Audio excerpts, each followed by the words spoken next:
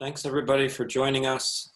This is the October 20th, 2020 Brattleboro Selectboard regular meeting. And we know the meeting has been properly warned because we met about a half an hour ago just to discuss a couple quick things in executive session. So that piece of business confirming that the meeting has been warned was done. And our first point of order is to approve minutes of September 22nd and October 6th. I move to approve the minutes of September 22nd and October 6th. Thanks, Ian. Ian has moved to approve the minutes of September 22nd and October 6th. If you've had a chance to look that over, raise your hand if you haven't, but assuming you have, all those in favor, say aye and raise your hand. Aye. Aye. Thank you. 5-0.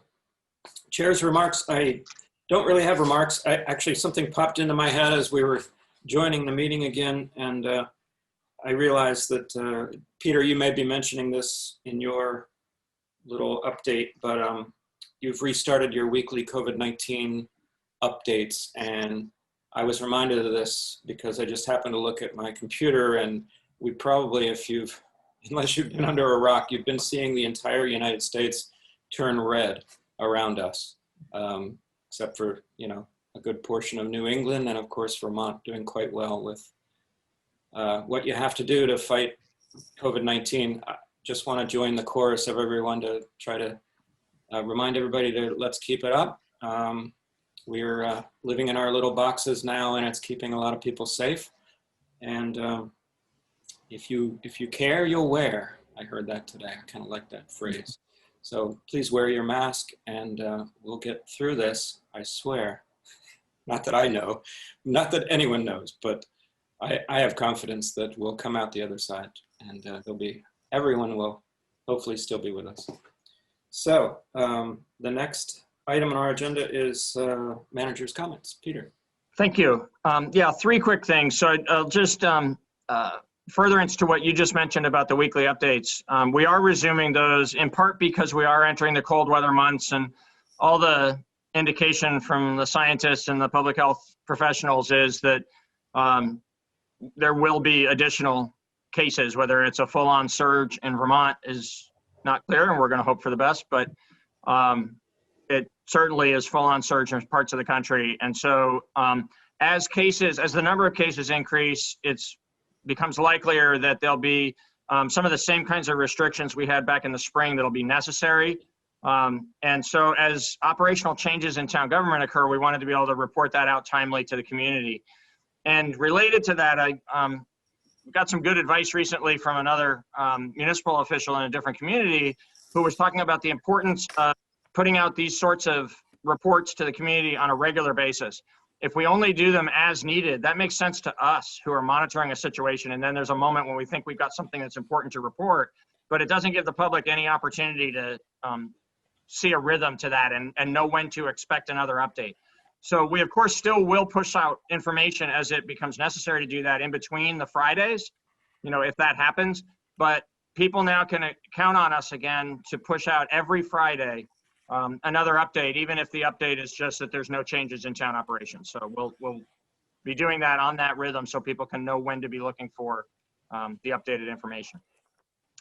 And then as we do continue to try to keep on, to the maximum degree that we all can with sort of our regular lives and addressing the non-COVID related needs, there's two opportunities here to get rid of some of the waste in the fall cleanup that I wanted to let folks know about.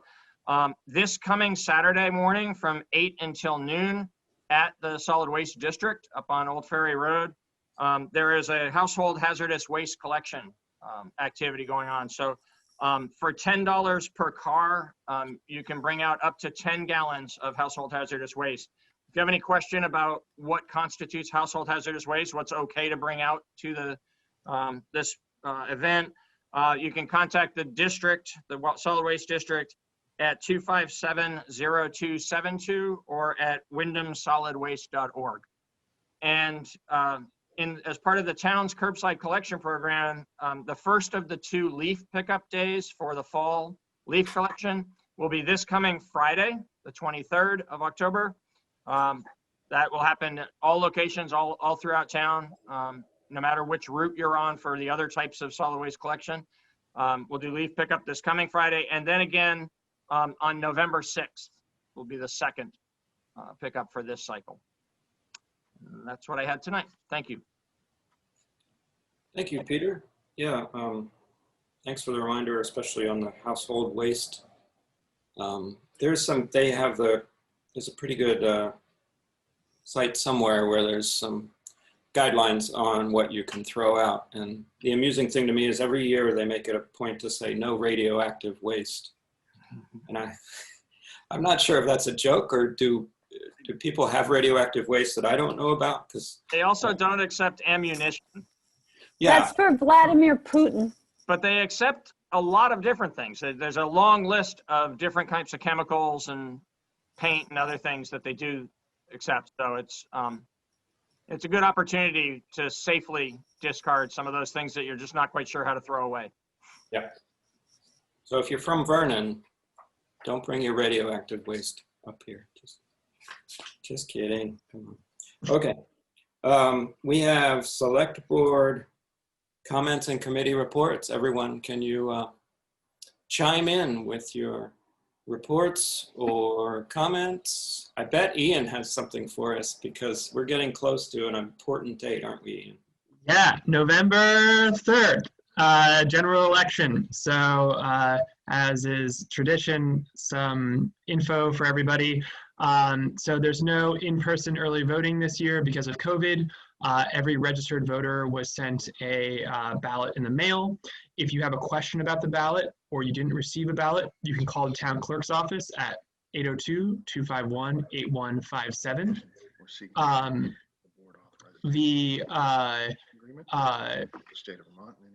Oh, I can hear Pat background. Oh, I'm sorry. No worries. If you can either mail the ballot back in or you can drop it off in the municipal parking lot in the big blue mail container that says ballots here. If you can't or don't want to do the mail-in ballot, you can also vote in person, but you should expect delays because of the safety precautions that we're going to be putting in place to make sure everyone can vote safely who wants to. If you vote on the day of at the Legion, then you will bring your ballot. You'll trade that ballot in and you'll get one to fill in that day and cast. If you lost your ballot, then you'll fill out an affidavit stating that the ballot that you're casting that day at the Legion is the one that will be your vote. And finally, if you're filling out the one that you got in the mail, read the instructions really carefully and make sure that you do every step.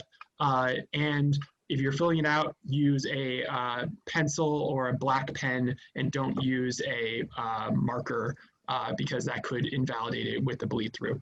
So that's it. Thank you. Thank you, Ian. Helpful. Daniel. We had a traffic safety committee meeting last Thursday. It was fine. It was good. It was solid. Good work was done.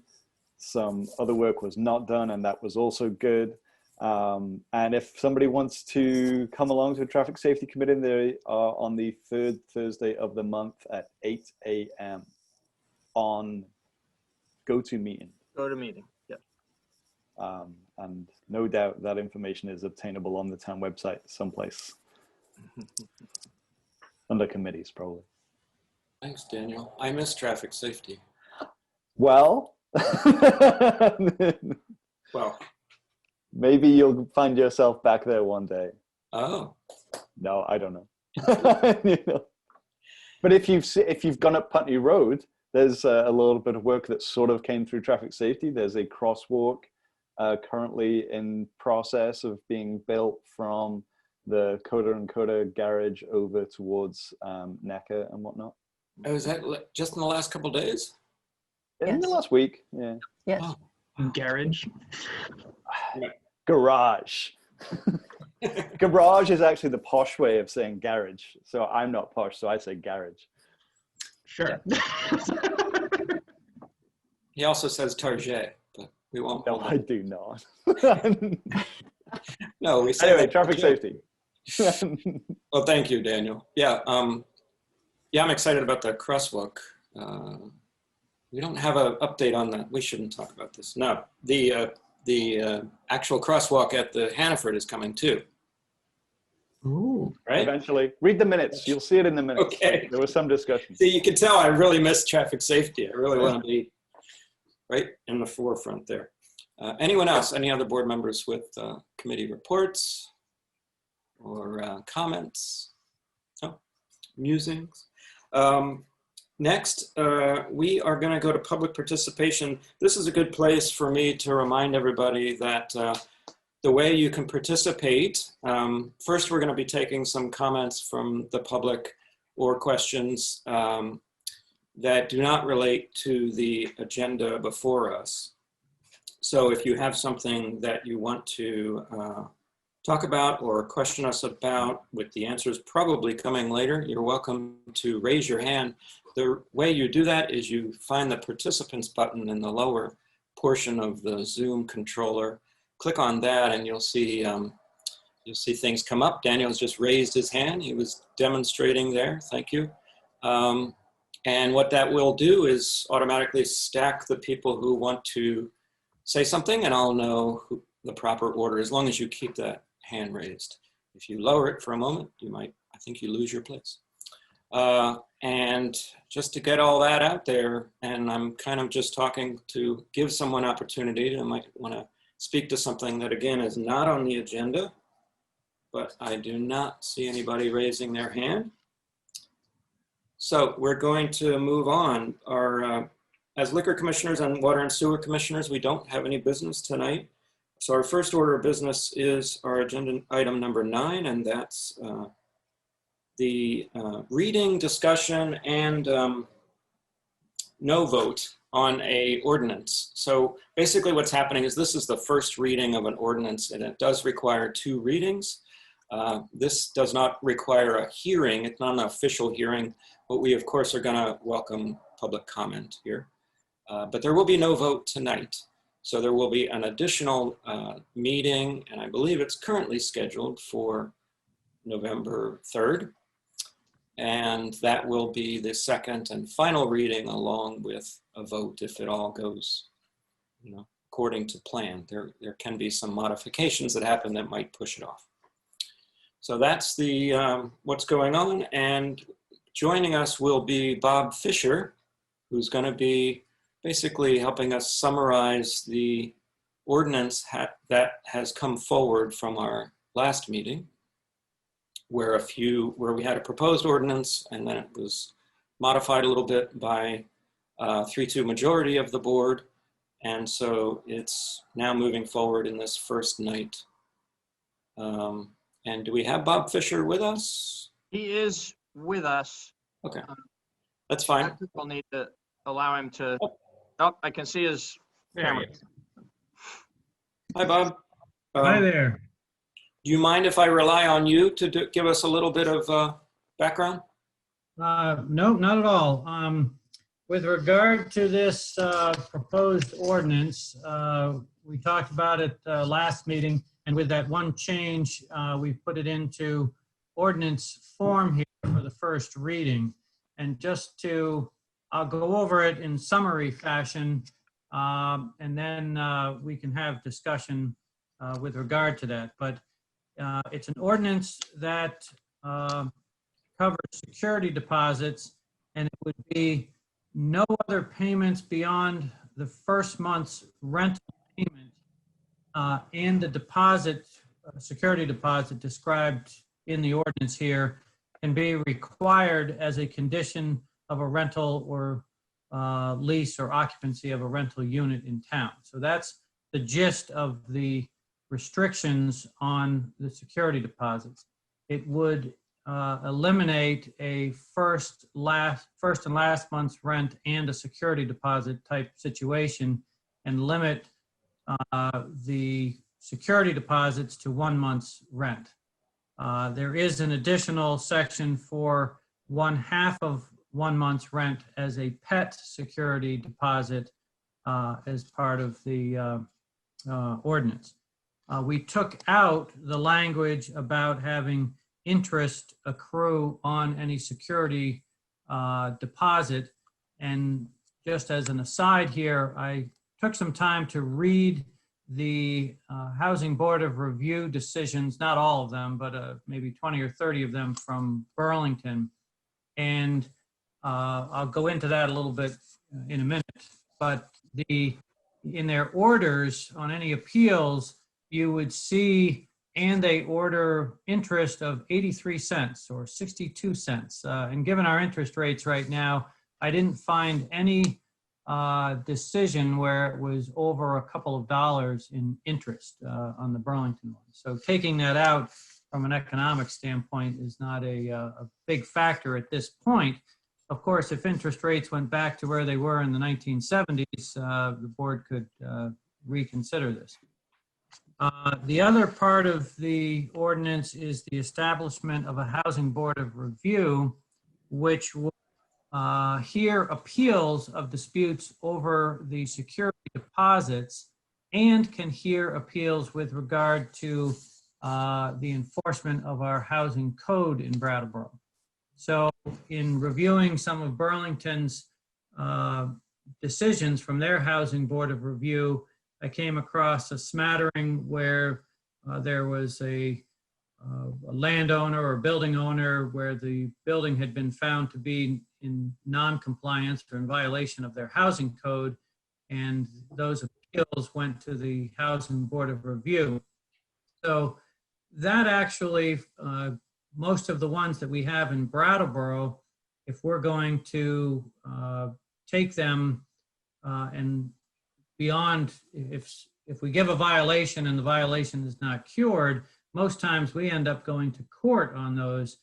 This would have an intermediary step of going to the Housing Board of Review for those types of enforcement decisions.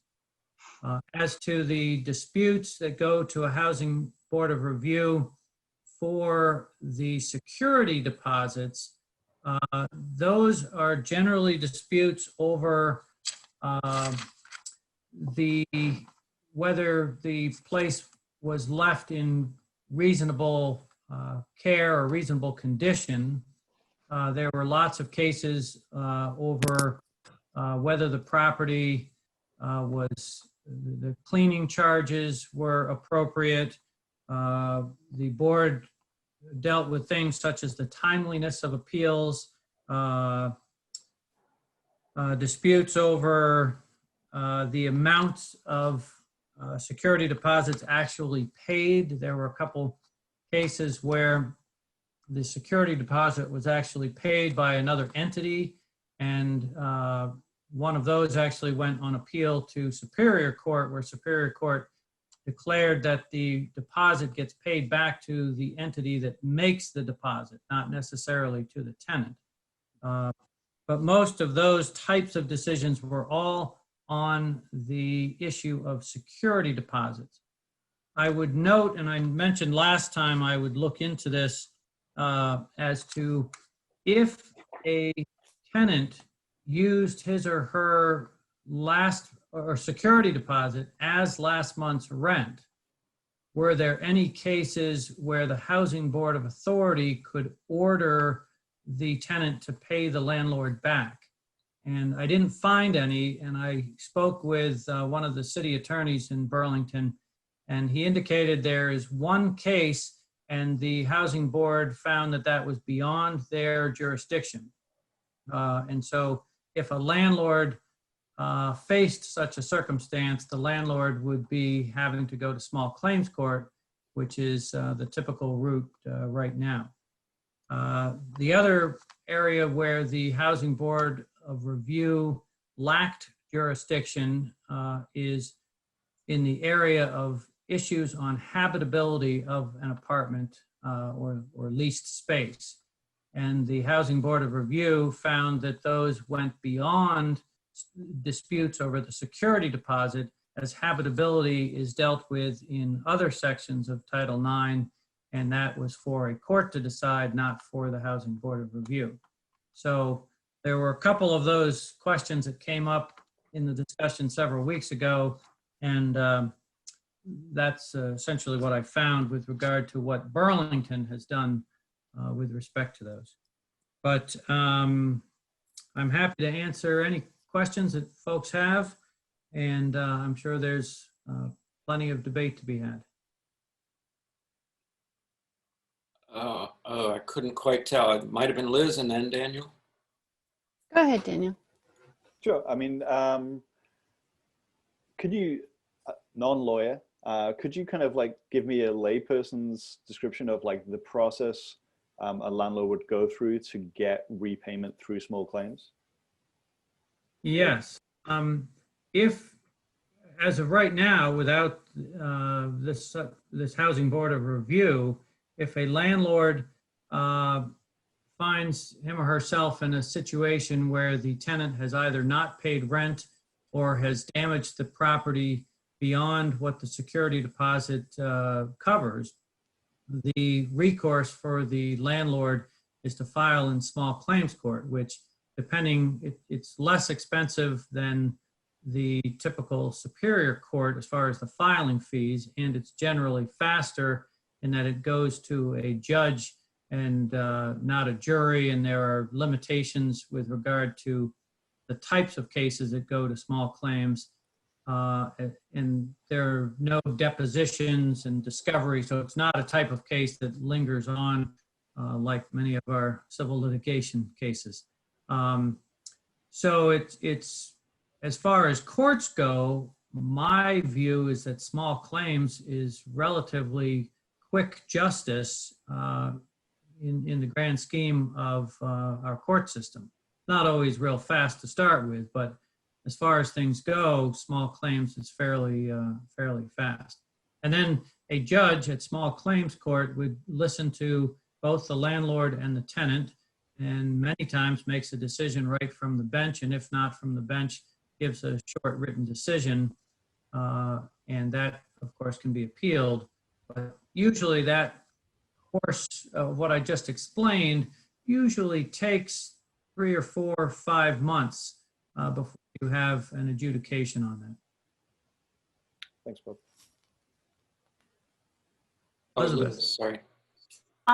I understood that this housing board, the main thrust of this ordinance that the housing board would cure would be just that instance that you were talking about the deposit being insufficient or used for other things. So is there some way that that could be perfected so that people could have a swifter resolution of this issue?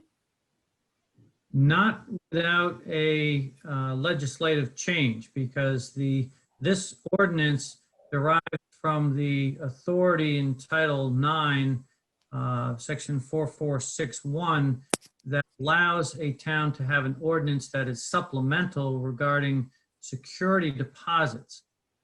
So it doesn't get into ordering payment or non-payment types of situations, or as I said, issues with regard to habitability.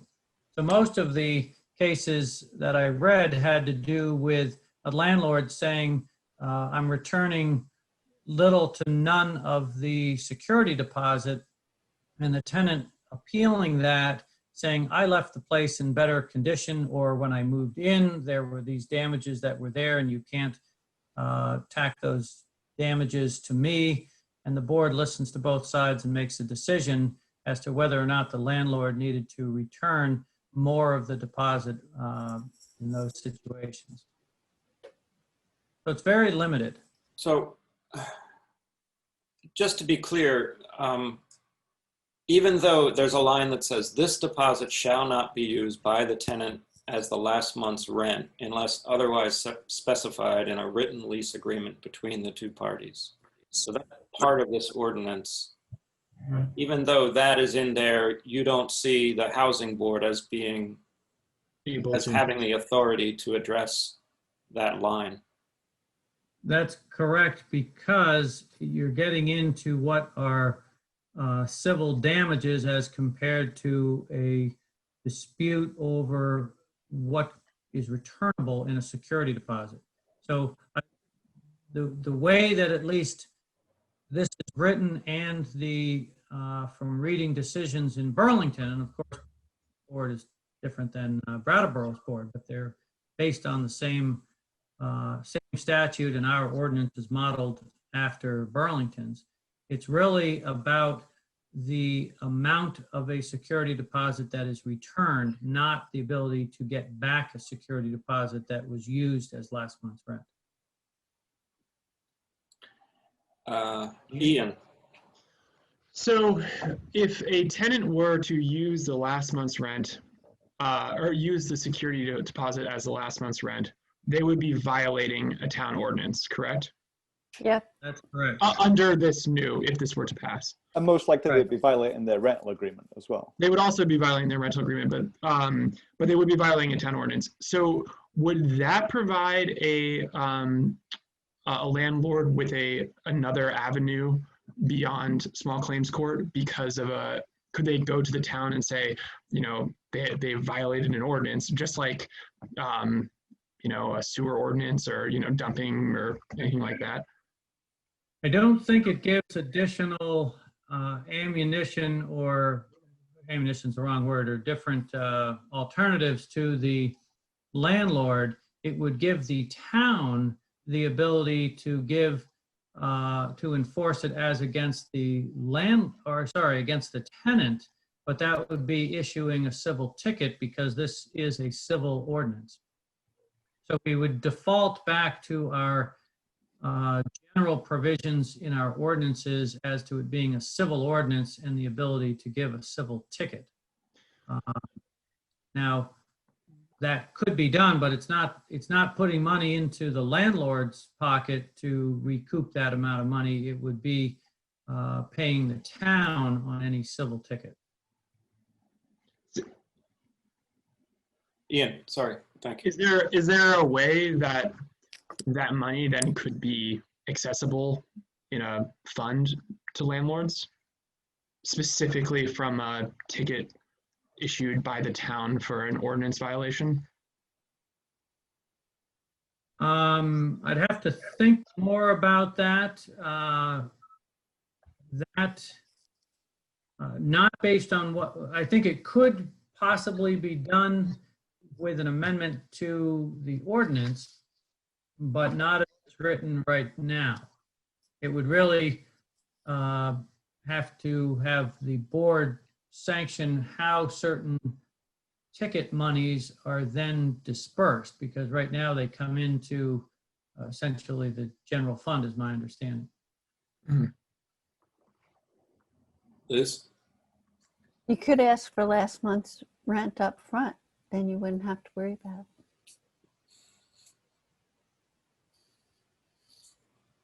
Well, that's the big question of whether you pass this ordinance or not. Yes, I was being, as Daniel would say, cheeky. Indeed. Yeah. So I do have concerns about the situation where, even though a rental agreement says, you know, you may not use a security deposit as last month's rent, it then happens and the recourse is slow and costly and may not result in prompt repayment of that money anyway. So that, you know, that's a concern I really do have about this, and I would like us to kind of think about, are there ways that we can, you know, ameliorate that? Well, it's interesting, Daniel. Tim, if I may speak to Oh, that. yeah, that's fine. Thank you.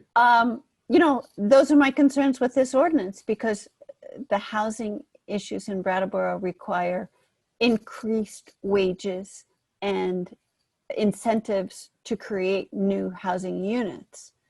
And this ordinance does neither. And it also has the ability to further penalize landlords in this situation. Okay. And I'm still actually trying to honestly wrap my head, unless another board member wants to jump in. I just want to make sure I understand that this housing board as presented has the ability to somehow, I'm not sure exactly the mechanics of finding for a tenant as far as if a landlord has taken too much of a security deposit, for instance. That's mainly what you've found these boards to be doing, right? But has no ability to go in the other direction and return money to a landlord that has not, you know, when that tenant has used the last month, I'm sorry, the security deposit for the last month's rent. It seems just lopsided to me that this board doesn't have some sort of ability to find for the landlord beyond the fact that they're just, in some cases, backing up the landlord's case when they do take security deposit for damages. Right. Do I have that right? It just... You have that right, because what we're talking about is a security deposit that is held by the landlord. So that is set aside as security for payment of rent and keeping the property in good condition, so that if there are repairs to be made, it's used for those repairs. So most of the cases dealt with how much of that deposit was returned. And sometimes the Housing Board of Review in Burlington affirms the decision of the landlord that none of the security deposit was returned due to the fact that there were damages that were itemized by the landlord in the written notice to the tenant that's due within a couple weeks after the tenant vacates the property. So, but you're only dealing with that amount that's in the security deposit as compared to having what would be a private right of action of a landlord using the housing board as an adjudicatory body to order damages payable by the tenant to the landlord. And at least in the Burlington Housing Board of Review, they found that to be beyond the scope of what was allowable or authorized by the statute.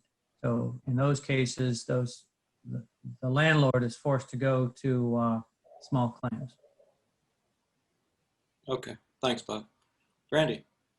When you say, Bob, when you say they found that to be outside of the scope, can you clarify who sets the, I'm going to say rules or scope, or is it purely set by state legislation and they just agreed with the state, or did they or the municipality at any point have the flexibility to make a different choice than that and then chose that direction instead?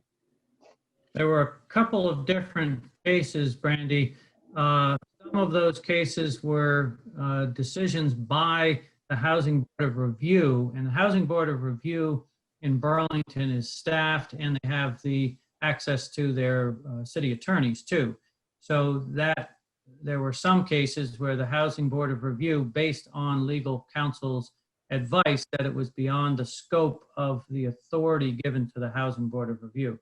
There were a couple of other cases that were appealed to the Superior Court, where the Superior Court affirmed the lack of jurisdiction of the board. So I think I say a few. It was at least one. I'm blanking on the other at this point, but it's based on the authority that the Housing Board of Review has from the enabling legislation in Title IX.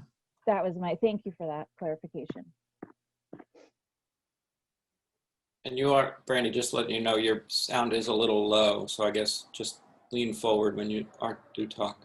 We can hear you. But Okay, thank you for telling me. Liz, sure. I have another question for Bob. So Bob, what we have here is actually another hoop that a landlord and tenant would have to go through. Let's say somebody defaulted on their rent, and so they would have to go to small claims court, and they would have to go to this group just for that security piece. So it's another hoop for the landlord and the tenant to go through. I think the answer to that is potentially yes. It depends on how the case shapes up. If you had a tenant default on the rent and the landlord brings an eviction proceeding, that proceeding will be in court. That's not going to go to the Housing Board of Review. I think there are possible situations where a landlord does not return the deposit in total, claiming that the damages exceeded the security deposit, and then also brings a suit in small claims court for additional damages. So let's say the security deposit is $1,000 and the tenant has done damage to the tune of $2,000 or $3,000. The landlord could retain the $1,000 and still sue in small claims court for the additional monies.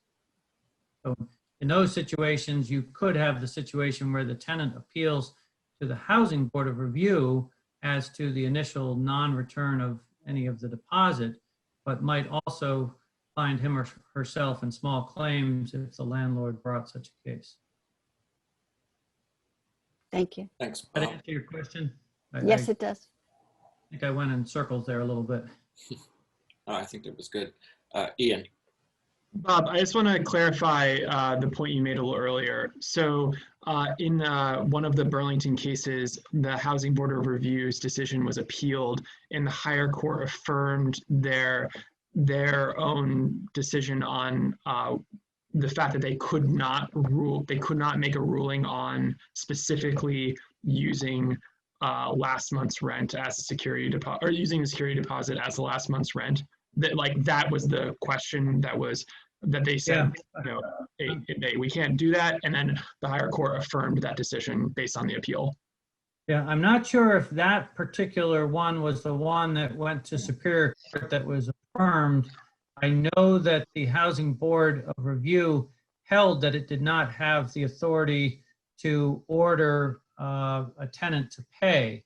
I may be, because I read so many of them, confusing which ones were affirmed. I know the one with regard to the return of a security deposit to the entity that provided it went to Superior Court.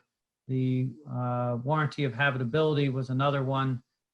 So I can double check this for you between now and 2 weeks from now. But Yeah.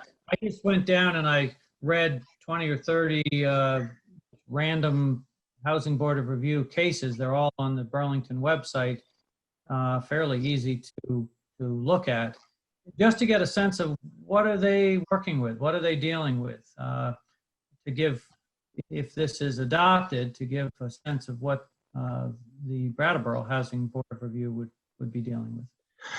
I thank you for that. And I asked partially because the language just sort of sticks in my craw that it's, the statutory language that I'm quoting right here says, the Housing Board of Review may hear and decide appeals where a municipality so provides to resolve disputes related to security deposits for the occupancy of dwellings. And it, to me, sounds like that could mean, if you took your security deposit and you used it for last month's rent, then that is about a security deposit. And so, if there isn't an appeal that affirmed that decision, I don't know. I guess I'm not making a strong point here, but just. Well, You're raising a reasonable concern, right? Yeah, and Daniel, I hear where you're coming from. I definitely do. Well, because, one of the things that we liked about this Housing Board of Review was that it seemed to maybe provide for a quicker route to resolution than small claims. And I'm seeing that, I'm hearing Bob, and it sounds like the Burlington Housing Board of Review said, oh, we don't touch this issue because we don't think it's in our authority. But that may just be their decision, and there's no actual court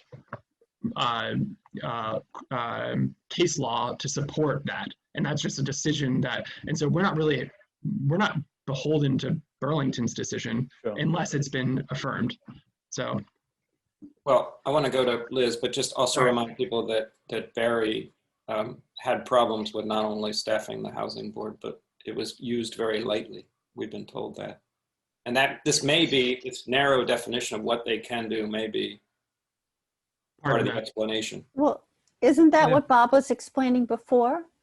Bob, that statute, but from the legislature, you can't use this for the, Well- to adjudicate the last month's rent? Right, and that's my reading of it. It's the reading that the Burlington Housing Authority had. I will double check to see if one of those cases is a Superior Court out of Burlington.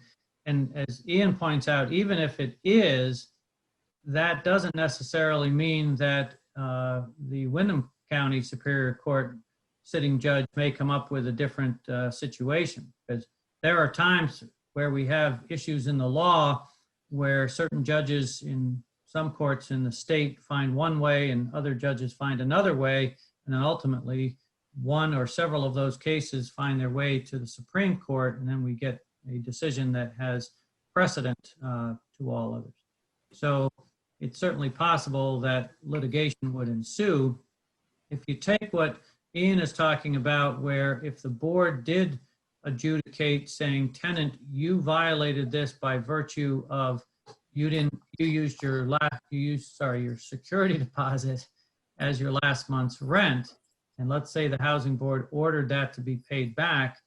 If it's not, you're still then having an appeal by the landlord to court, and that is going to be akin to going to small claims court. So I'd have to look into that a little bit more, but you'd probably end up going to Superior Court, in my estimation, in a large number of those types of cases. Liz has a comment, and then I'd love to kick it over to some public who've been patiently waiting. So what Daniel's identified in, this discussion, this is the nub of the harm to landlords, because when you have a situation like this and the landlord is out of months of rent while this is going through small claims court and this committee and all these other things, that the last month rent, the purpose of it is this buffer, because apparently that's a common thing. So that's why I don't like this ordinance, because, Liz, yeah. is anybody hearing that music? Yeah, a little bit, yeah. I just didn't want you to get interrupted. Not sure what that was about. Maybe it was a phone. Somebody's mic open. Okay. Anyway, this is the kernel of the problem here, because we all recognize that this last month's rent is a buffer against people using their security deposit.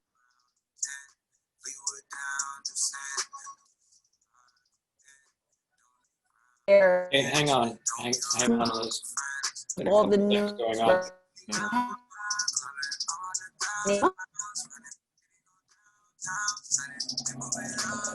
I think we're gonna. Liz, can you hear us? Liz's image is frozen to me. Anyway. I can hear Yeah, it's frozen. Okay. Oh, there she goes. Yep. Is that better? Yeah, Liz, your trouble is unrelated to this music we're hearing.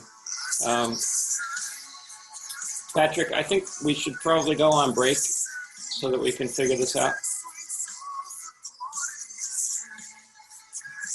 Do you want to just give me some direction if you want us just to hold on, or should we go on a break? I'm you let me know. Take a break. Well, we're recording. Okay. We'll wait for, hi, Janet. Sorry about that.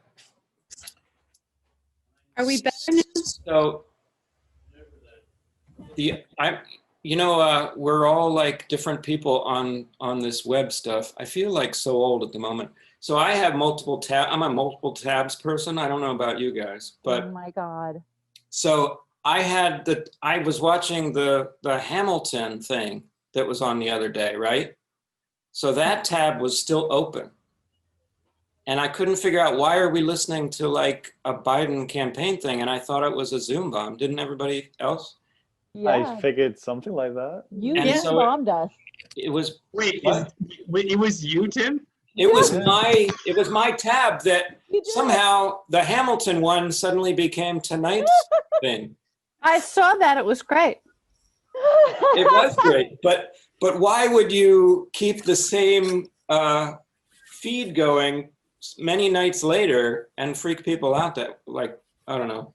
So I That's think it was unbelievable. totally Funny. your chair's fault, and I apologize to everybody.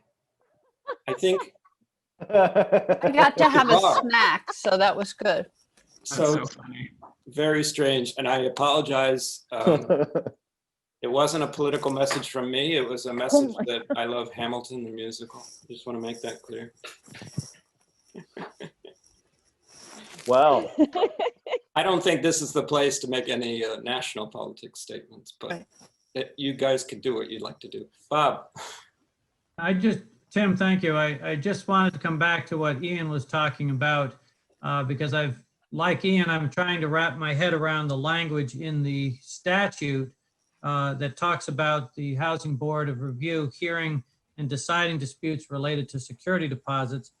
And as people have talked about, it seems like it's a one-way street on that. But if a tenant uses the security deposit as last month's rent, in most situations, the Housing Board is going to affirm the decision to retain the security deposit.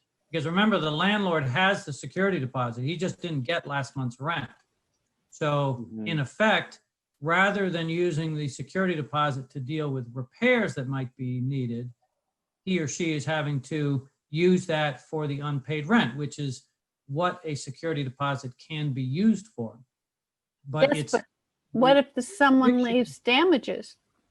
well, right, that's where I see the argument. That's where the landlord is left without further recourse other than going to small claims court. But I think it's the notion that we're talking only about a security deposit and the inability of the board to order rent or damages paid, I think is the difference, Ian. And it may be that a court in our neck of the woods here would find otherwise, but I,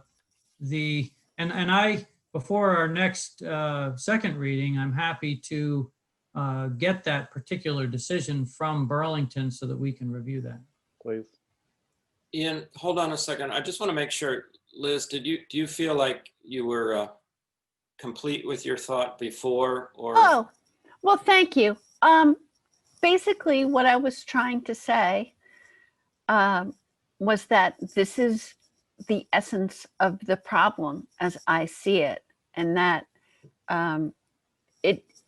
in essence, it makes, first of all, it deprives the landlord of the last month's rent, which is used as a buffer for when, months go by and when there's a problem with the tenant and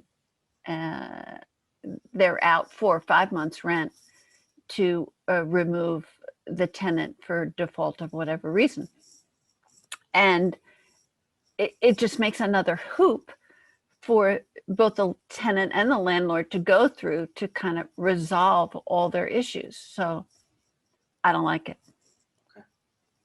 And Ian, you wanted to follow up with Bob, maybe? I just wanted to say that, Bob, I really respect your opinion and your position that you don't think that this, that the Housing Board of Review would have authority over this. So just, I don't want to come across as being too naive about your knowledge on this. But I appreciate the discussion, and if you can come back with that decision, it would be probably helpful for the board to read. I'll try to get that, because I do think that would be helpful, because as I think all of you are discussing, that is the crux of the issue here. and would make a big difference to, I'm sure, many of your decisions as far as the overall passing of the ordinance or not. Yes, indeed. Okay, well, I think I'm no longer in the mood to bomb people, so sorry for that accidental. I'm happy to see that we have a few people who've raised their hands and they've hung on through all of that. We're going to start with Ralph, if Patrick could help us bring Ralph up. And before you start, Ralph, we're starting to see some hands stick up, but we do want to give people a chance to talk. Last time we set a 3-minute target. At this point, I feel like we could loosen that to 4 if people need it, but no, certainly no more. Liz, did you have a suggestion on that? I just wondered, we're going to hear from the public and then we can hear from select board members Oh, who want to comment. Absolutely, yeah. I just didn't want to have the public waiting too much Great. longer because they Okay, didn't, great. you know. Thanks, everybody. So yeah, we're going to aim for 3 minutes, Ralph, and I'll give you till 4 if you want it. Hi, welcome. Hey, how are we doing? Fine now. So I got a couple questions and then a request. Is there a possibility of adding into the language that in a year or so that the board will review to see if this had been advantageous to the tenants and the landlords? Because when I called in the last time, I am one of the landlords that did go to 3 months, and that was out of a necessity. You know, this avenue of going to small claims court, pipe dream. I mean, you're more times than not, I've evicted a tenant for non-payment of rent and bring them to small claims court. And if they don't have any money, what happens then? And the attorney who I have represent me in the landlord-tenant situations, I mean, he says it's not even worth it. I mean, go to civil and get them out and be done with them. The other question I had was, how is this going to be enforced? Because I still see Facebook, Craigslist, all kinds of landlords still stating first, last, and security. So is there going to be some kind of a penalty for if a landlord does indeed continue to charge all 3 months? And I think it was Daniel that asked me how or if this would affect me personally. And me personally, I think I need to just readdress that a little bit. It wouldn't affect, but you know, I went to this plan because I was having too many incidences where it was, you know, costing me a lot of money to get people out that weren't paying. I'm going to evaluate it, but if I start running into bad situations again, I'm either going to raise my rents, which are very affordable, or become stricter on the background requirements for me to let somebody come in. And one other thing I don't know how many landlords do this, but whenever I interview a tenant and they get a tour, we inspect the entire apartment, and I state to them, is there anything in this apartment that is of concern to you that we need to take a picture? And I then put those pictures in their lease. They get a copy, I get a copy, so when and if they do leave, there's no questions as to what was possibly existing damage or new damage. Thanks, Ralph. I've written down your questions. I think maybe I'll, at the end of taking some comments, if if it's okay with you, I'm gonna just kick it out to Sure. Bob, maybe. Thank you. Yeah, thank you, Ralph. Next up is Dory Ham, and yeah, we'll target 3, everyone, and try to speak to the ordinance itself. And because we've spoken a lot about the back and forth, and we have a sort of a split board, and we need to respect that. And the big vote is not going to be until at least our next meeting, or our, I'm sorry, November 3rd meeting. Go ahead. Hi, Dory. Hi, can you guys hear me? Yep. Hi, so first of all, my name is Dory Ham, a renter in Brattleboro. I just first of all wanted to take a minute to commend the select board for taking the steps towards protecting the dignity and rights of working class people in our region. You all are taking a really important step forward, and you're being role models actually to our entire state of what it is to protect the marginalized that live here. So we talk so much about keeping Vermont affordable and able for low income and middle class people to be here. And you all are taking a really important step forward in that. So I wanted to commend you all for doing that work and for the work that you're doing. So I also just wanted to clear up a couple things. Just personally, I've talked to a couple of landowners, a couple of tenants, and a couple of landlords who would be interested in putting in a submission to be on this committee. So I don't think, if you're worried about finding enough people to do it, in our greater community, there's enough interest from all parties on all sides to be able to man that board. So I'm not, at least from the people I've talked to, that's not even a real big worry. And I just want to clear up a couple things for people that are not renters, that most people pay their first month's rent on the 1st of the month, and their last month's rent on the last of the month of their tenancy. So last month's rent is not being taken from landlords. It's simply being paid on the month in which it's due. I think it's just very important to lay that out very clearly, because it's not being taken from them. That money belongs to the tenants. And having been someone of low income a lot of my life, having that extra month's rent in our account in case of emergencies is life-saving. It can save a life for people of low income. So just really good for people that don't quite get that. It's also really important. I hear so many concerns from the landlords, and that's, you know, it's very valid concerns because they're doing a job. Being a landlord is a business, and it's an investment. Investments don't always make money, but obviously they want their investments to make money. But it's also like many lower class and middle class workers, if that job doesn't work for them, it's also good to consider other lines of work. So that's just something to put out there for landlords to consider. Thank you all so much for the work you're doing. Really appreciate the conversation. Thank you. Thanks, Dory. Next up, we have Stephen.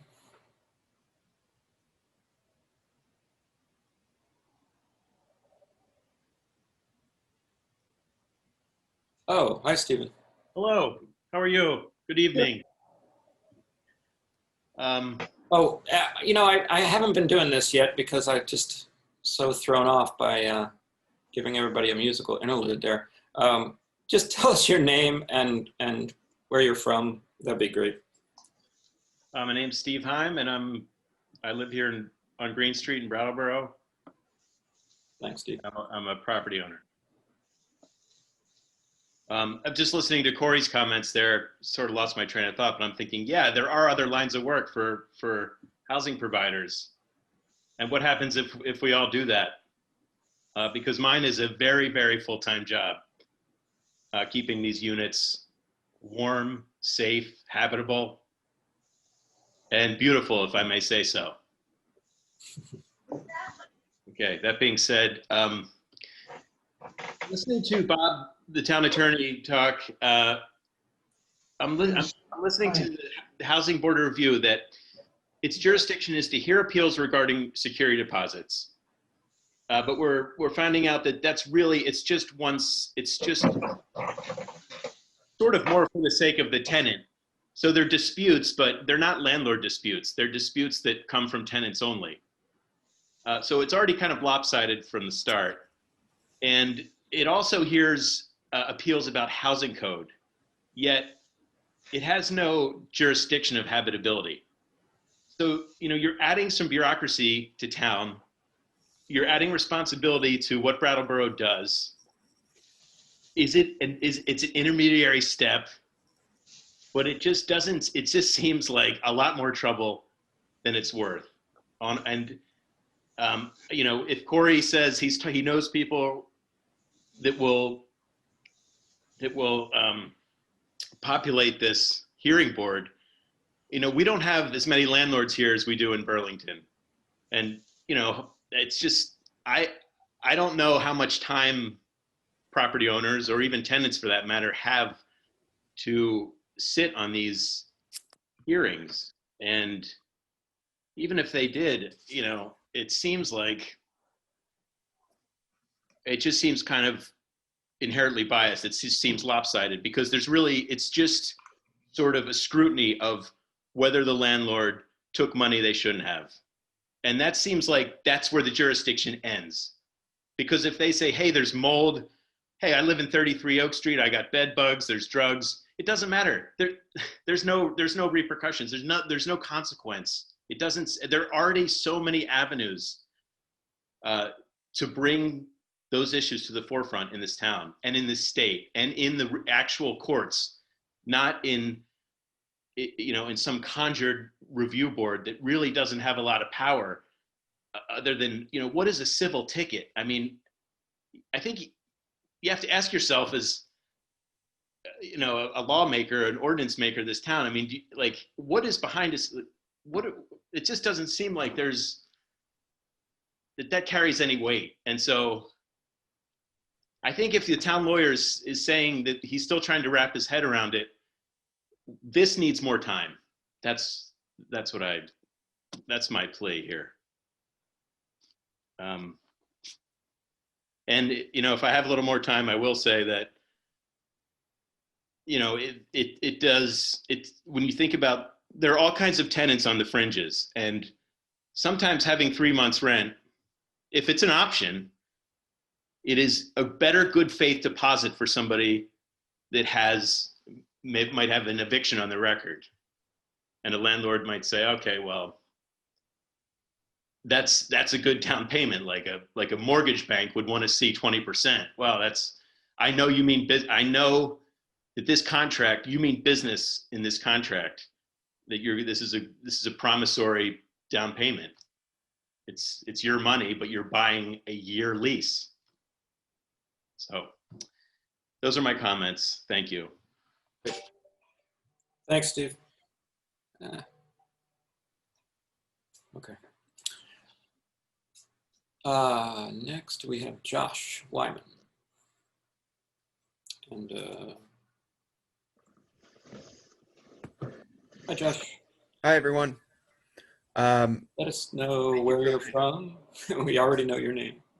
All right, Dan. All right, thank you. Josh Wyman, I live in Brattleboro here at 21 Williston Street. I am a renter. I would just like to say that while it's been pretty clear from, I believe it was Stephen who spoke first about his experience as a landlord and this proposal not really affecting him that much, I'm curious how much to individual landlords that rent out units on their own without any sort of corporate entity or as any corporate entity, if that would be true for a lot of those landlords in town, that this policy or this proposal would not affect them negatively. And so I'm wondering, and this would be a larger question, but of a study, but the effect of who does this really affect then, right? Because as tenants, we're trying to secure our housing because first, last, and security is not just here in Brattleboro, it's everywhere. It's kind of a sort of a national thing, I would say. So as Dory said, this is us taking the charge to secure housing for residents in Brattleboro. So I guess I would like to ask the select board, is there in any of their findings information about the percentage of units that are owned by LLCs, private equities, and compared to the number of individuals that are owning and renting in the community of Brattleboro. So that's my question for the select board. Thank you. Thanks, Josh. I think we did discuss that a little bit at the last meeting. Let me stick that at the end because I promised Ralph I would get to his question, so I'm trying to just do that efficiently here. Let's go to our next person who'd like to comment. Again, this is not something that's being voted on tonight. We welcome public comment. This is the first reading, but there will be another chance to chime in. Next is VT Broker.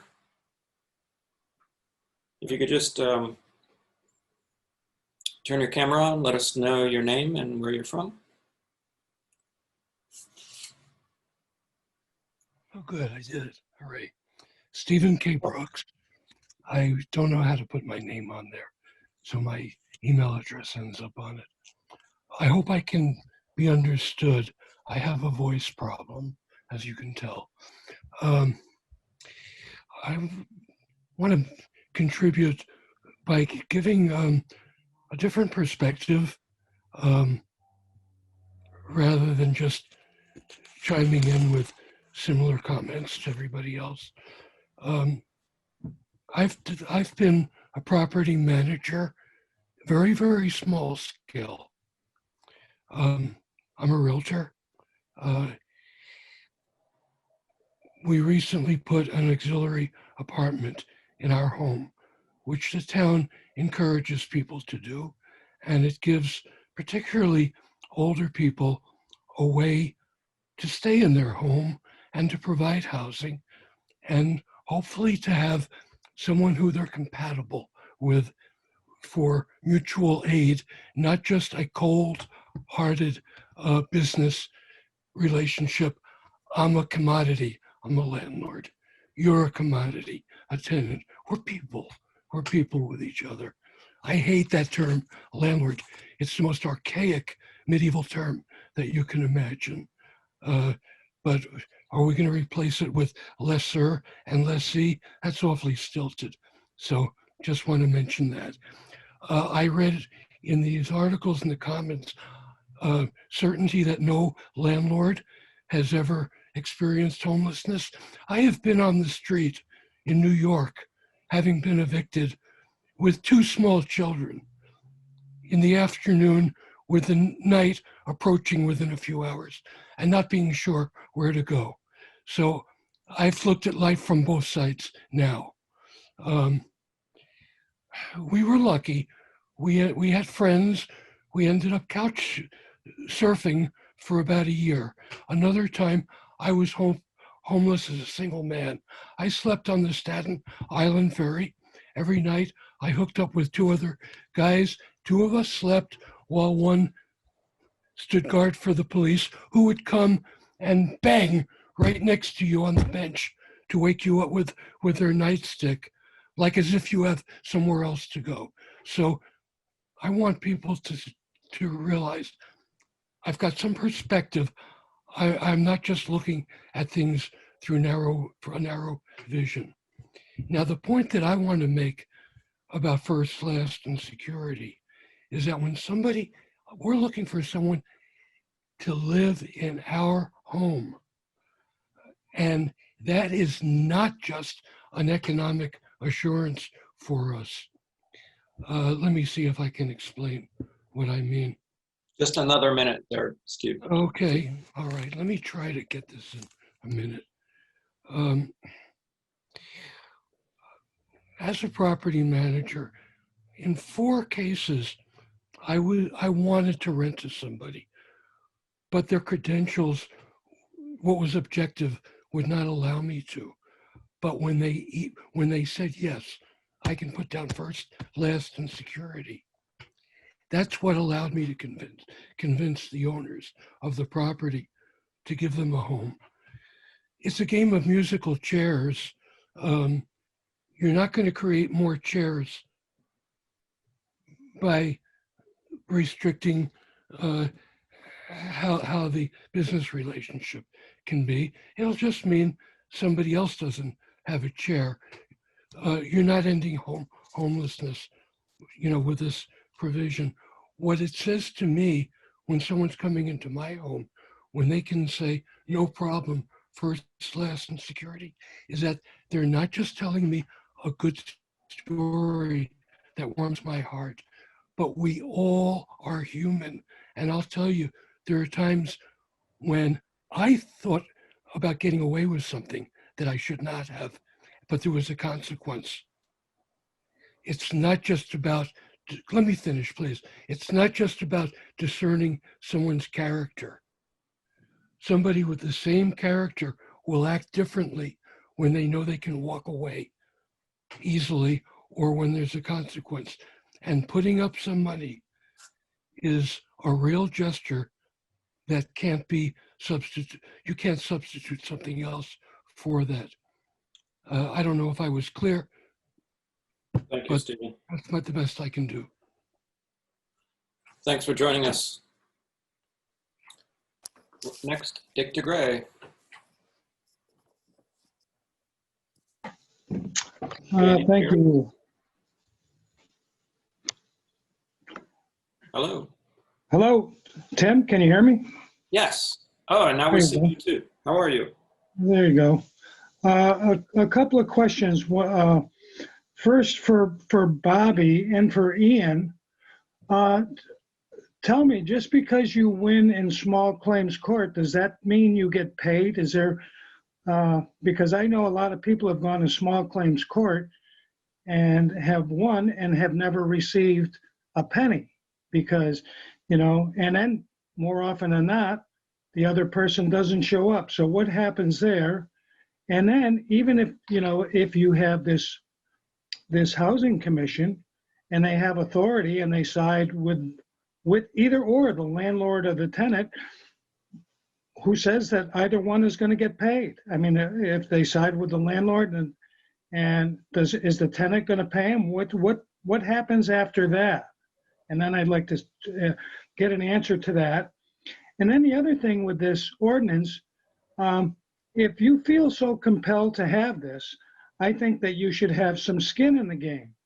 And I think landlords would be more than happy to say, okay, first month's rent and security deposit, and then you take this CDBG money and you create a pot of money, and then there's a contract between the landlord, the town, and the tenant.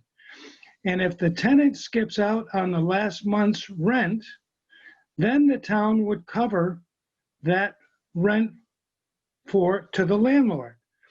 And if you did this for at least a year, we would find out, we would have some idea of how many good tenants we have that say they're going to pay their last month's rent. And then you say, well, if the percentage is high enough, you say, okay. But I really think you should think about that, because there's nothing here in this ordinance that does protect the landlord, especially when there's damage. I actually talked to a landlord today, and she said, I don't charge the last month's rent. And my tenant told me that to use the security deposit, and she has found out that there's a lot of damage in the apartment. And so she's out all this money. And your justification here is go to small claims court. And my comment to that is, just because you win doesn't mean you get paid. And so I think this ordinance is somewhat short-sighted, that you people are responsible to all of the people in Brattleboro. You represent all of us, whether you're a landlord, whether you're a tenant, whoever. And so trying to figure out what happens on second base, third base, and then heading for home, I don't think you've done all your homework here and saying, okay, we want to do something for tenants. And I'm not disagreeing with that, but you also have to figure out what you can do for the landlords And just saying, go to small claims court, I think is very short-sighted because there's no guarantee of any money. So I'd really like you to look at that idea of the CDBG money and entering into contracts to guarantee the landlord the last month's rent. And I think you'd have a lot of people signing on to that. So the first month's rent and security deposit, and then we have that contract. And so this tenant moving to another apartment, he wouldn't be able to sign a contract with the town after skipping out on the last month's rent until he paid the town back the money he owed it. And I really think this is a pretty good idea. And I think it's a plausible solution to what the biggest argument here is: protecting the landlord and then protecting the tenant. So if the tenant pays, and the town would keep the money. So there's no money that changes hands until the tenant moves. And so it's not like, okay, you're gonna give Dick DeGray $650. Is my time up? Yeah, You're gonna give me $650 to hold. I don't want any money. But if my tenant leaves and pays me, the contract becomes null and void. No money changes hands. But then if he doesn't pay me, I say, Mr. Wessel, Tommy DeGray didn't pay me my last month's rent, and so therefore we have a contract, you pay me. I think that merits some thought. Thanks, Dick. And out of fairness, because I sort of said this before, we're going to just circle back to some of these questions, but I have some of your questions about enforcement jotted down, and who gets paid and how people get paid afterwards, after the housing board. George is next.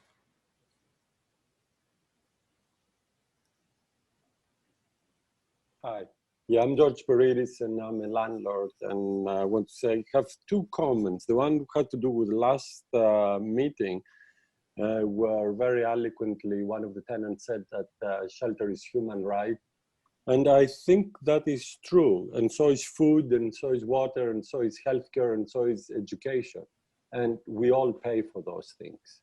And, you know, we have to pay. But I want to come to a second point. Which is that actually at the end, I think that the so-called last month's rent is actually good for the tenant because it forces the tenant to plan ahead. I understand that sometimes the tenant has indeed their very serious circumstances and they have to leave very fast, and we accommodate them. But that is very important for them to plan ahead for the life. If they don't have that exactly, like Dick DeGray said, that skin in the game themselves, and they say, okay, I have to plan like 2 months ahead. When I leave, I have to give notice to my landlord, etc., etc. Then it makes it all too easy just to disappear, leave the damages, and not pay. But when they know that they have actually another last month's, another month's rent, that makes them, think how they're going to do it and plan ahead. And of course, I'm not an educator, but forcing people to plan financially, it's not a bad thing. And I suggested that actually we could have a pot of money where we can help people to get that last month's rent in 3-4 months loan, no interest, but they accumulate it, the city can give them the money and then they pay slowly. And then that last month's rent, it goes from the one tenancy to the next, to the next, to the next. It's not that, it always appears as if every time they have to come up with more money, but that is not actually true, right? As we have said. So that's all I wanted to say. Thank you, George. Thank you. Stand by. And next is Trevor Stanis. And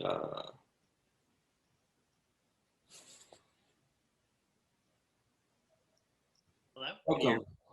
Yeah. Hi. So my name is Trevor Stanis. I'm a renter here in Brattleboro. I just had a few comments, basically going through here. I wanted to start with some comments that were made about that this isn't addressing the fact that we need higher wages here, that this isn't addressing the affordable housing stock, and that this isn't ending homelessness.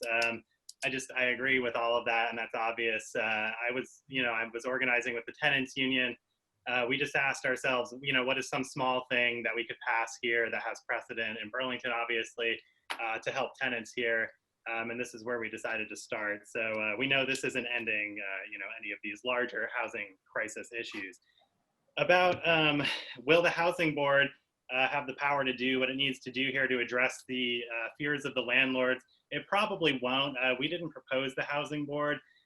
We see that it could be much faster than the small claims court here. I totally agree that the courts are incredibly slow, but the fact of the matter is landlords generally have more money and access to legal aid than tenants do. So I believe that they are advantaged in the courts, while it can take a lot of time. Finally, I hear the main complaint here is that if the tenant doesn't have any money, you can't get any money from them, even if you win in small claims court. My answer is, of course. I don't know what you expect. I understand that demanding that people save up more up front is one way to screen out people who might not have money. On the other hand, you don't get your couple months rent, and the punishment for that tenant is eviction. And some people have spoken here tonight about how horrible that is. And we just feel that the eviction is so traumatic that it kind of outweighs a couple months rent. Thank you for letting me speak tonight. Thanks, Trevor. I think it was Trevor.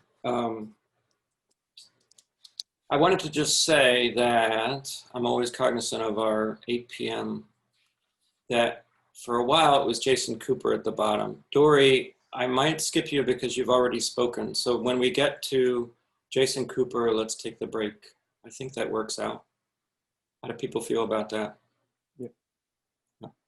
Break at 8, I mean. I'm sorry? We're just going to break at 8, wherever we fall. Yeah, I guess so. I was just doing the math. It seemed to work out, but maybe I did the math wrong. Oh, you mean we're going to break once Jason's done? Yes. Yes. I think that's fine. Yeah. Ibrahim is next. Does Elizabeth think that's fine? Okay. All right. Shout out if you don't. Hi. Hi, Ibrahim. How are you? Hi, my name is Brahim Dahlstrom Hockey. I live in Greenfield, Massachusetts, but I own 17 rental units in Brattleboro. Now, obviously, I've spoken before on this matter. I'm not going to repeat things I've said previously. I think you all understand the crux of the issue that faces landlords, and it's out there and it's well understood. And I see the select board has sort of really heard us from that perspective. I think the comment that came up earlier about the musical chairs in terms of tenants, I think is apt. Housing stock is limited. We have very, very few vacancies. So essentially, if there's any shift in who gets in and who doesn't, we're moving certain people out of units and replacing them with other individuals.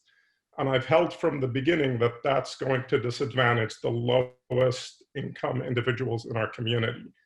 And I would say at the end of last meeting, both Ian and Brandy said that their intent is to help those that are slightly above that level. And I agree, those are the ones who would help, but it will come at the expense of the lowest income people in our community. So that's one thing. The other thing I'd like to do is sort of recommend that if this passes, that there be some form of data collection and revisiting over time. So we see the impact of this on landlord, we see the impact of this on Section 8 housing, on affordability of housing, on housing stock, and so on. So that's something I'd certainly recommend you consider. And finally, I'll just add to Dick DeGray's comment about setting up a fund and say, I'd be happy collecting nothing up front, no security deposit, no last month's rent, if there was some mechanism that guaranteed those costs be covered at the end of the vacancy through a contract through town or tax credits or whatever mechanism it is. None of us want to hold on to this money. It's really just to guarantee when all of us agree the courts are not a mechanism for us to realistically recoup damages and lost income. Thank you. Francesca. Hope I'm saying that right. Cheska.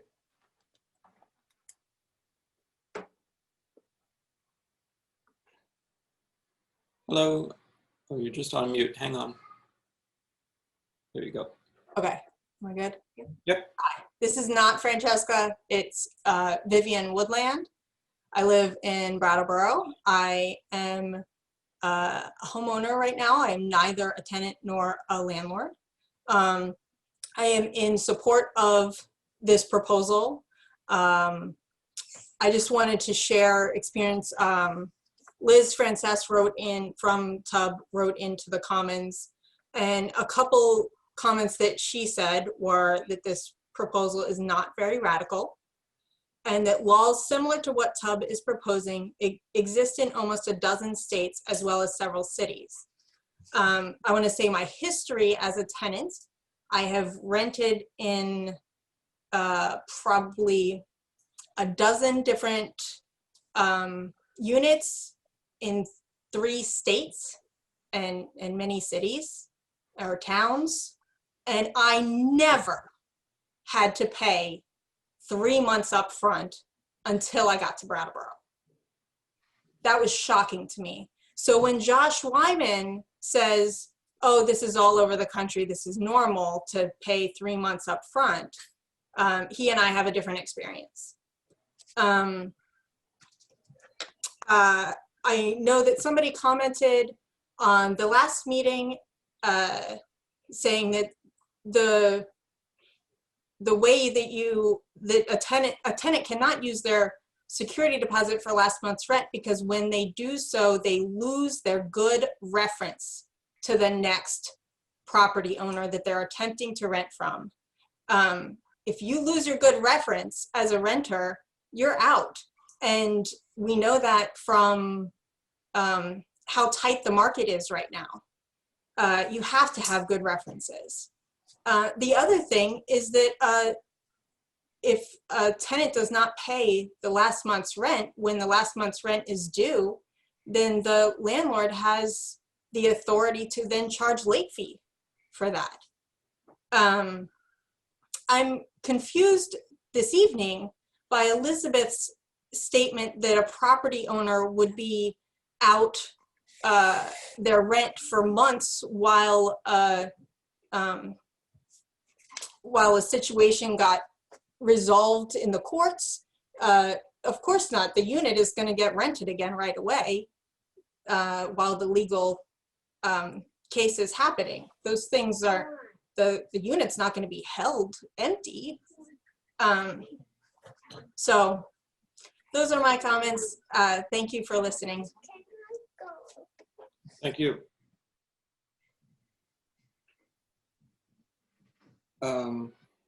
Sorry. Anne, are you available? We're going to go to Anne and then Jason, then we're going to take a break. Hi, how are you all?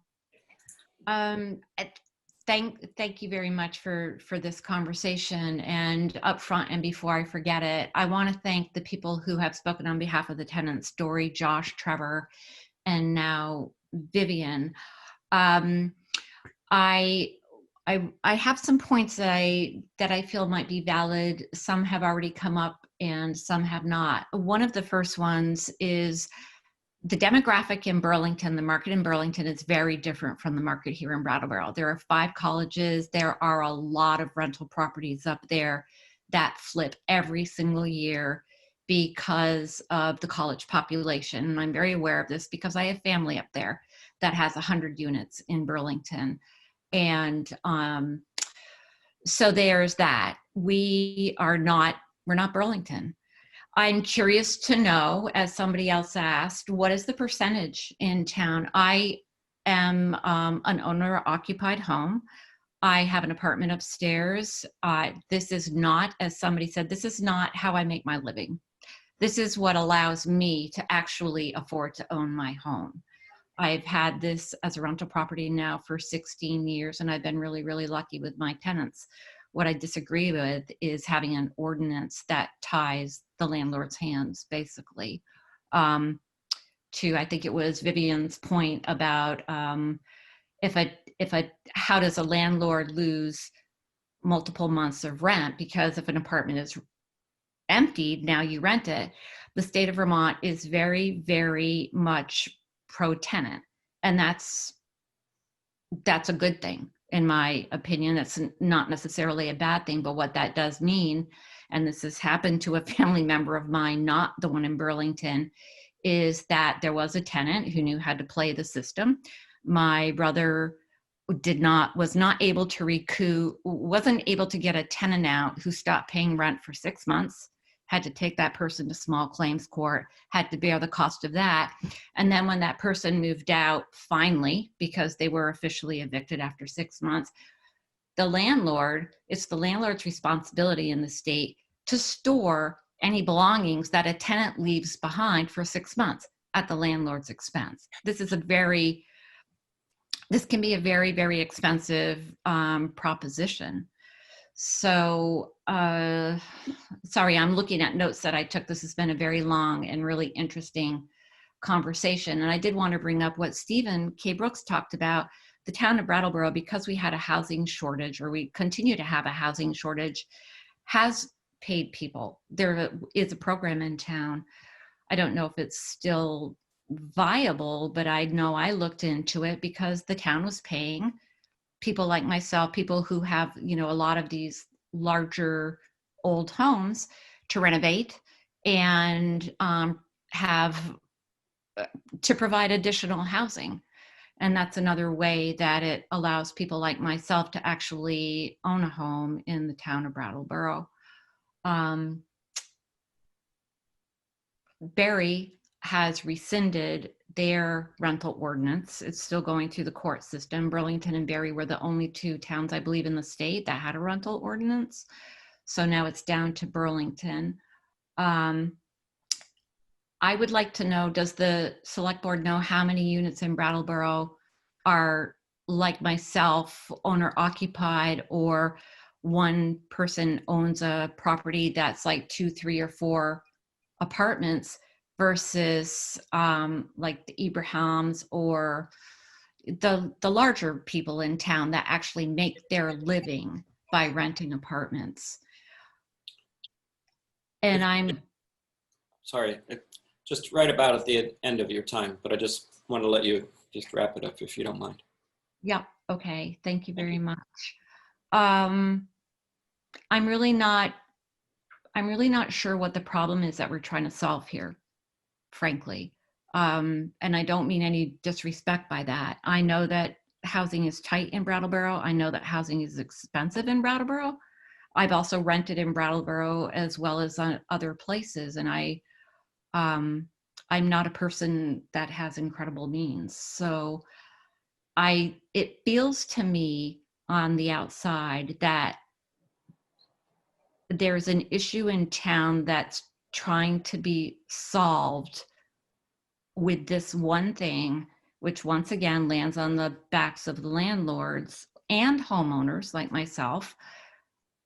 That's not an appropriate fix. I don't know how to say it. I think that there's a saying for this, but it just feels like I acknowledge there is a problem. I live downtown. I'm on Bullock Street, by the way. And I know that there's an issue with homelessness. I know that there's an issue with affordability. I don't feel like this is the solution for that. It's a bigger, more complex problem. And I'll leave it at that. And thank you for your time. Thank you, Ann. Thanks for joining us. Okay, we're going to squeeze in Jason Cooper, and then we're going to go to a break. Jason, are you there? Hello. Oh. No, again. Got you. Okay. So actually, Ann covered several things I wanted to say. The stated reasons, as I understand it, for this ordinance have to do with the costs of housing, the supply of housing, and the affordability based on wages in the community.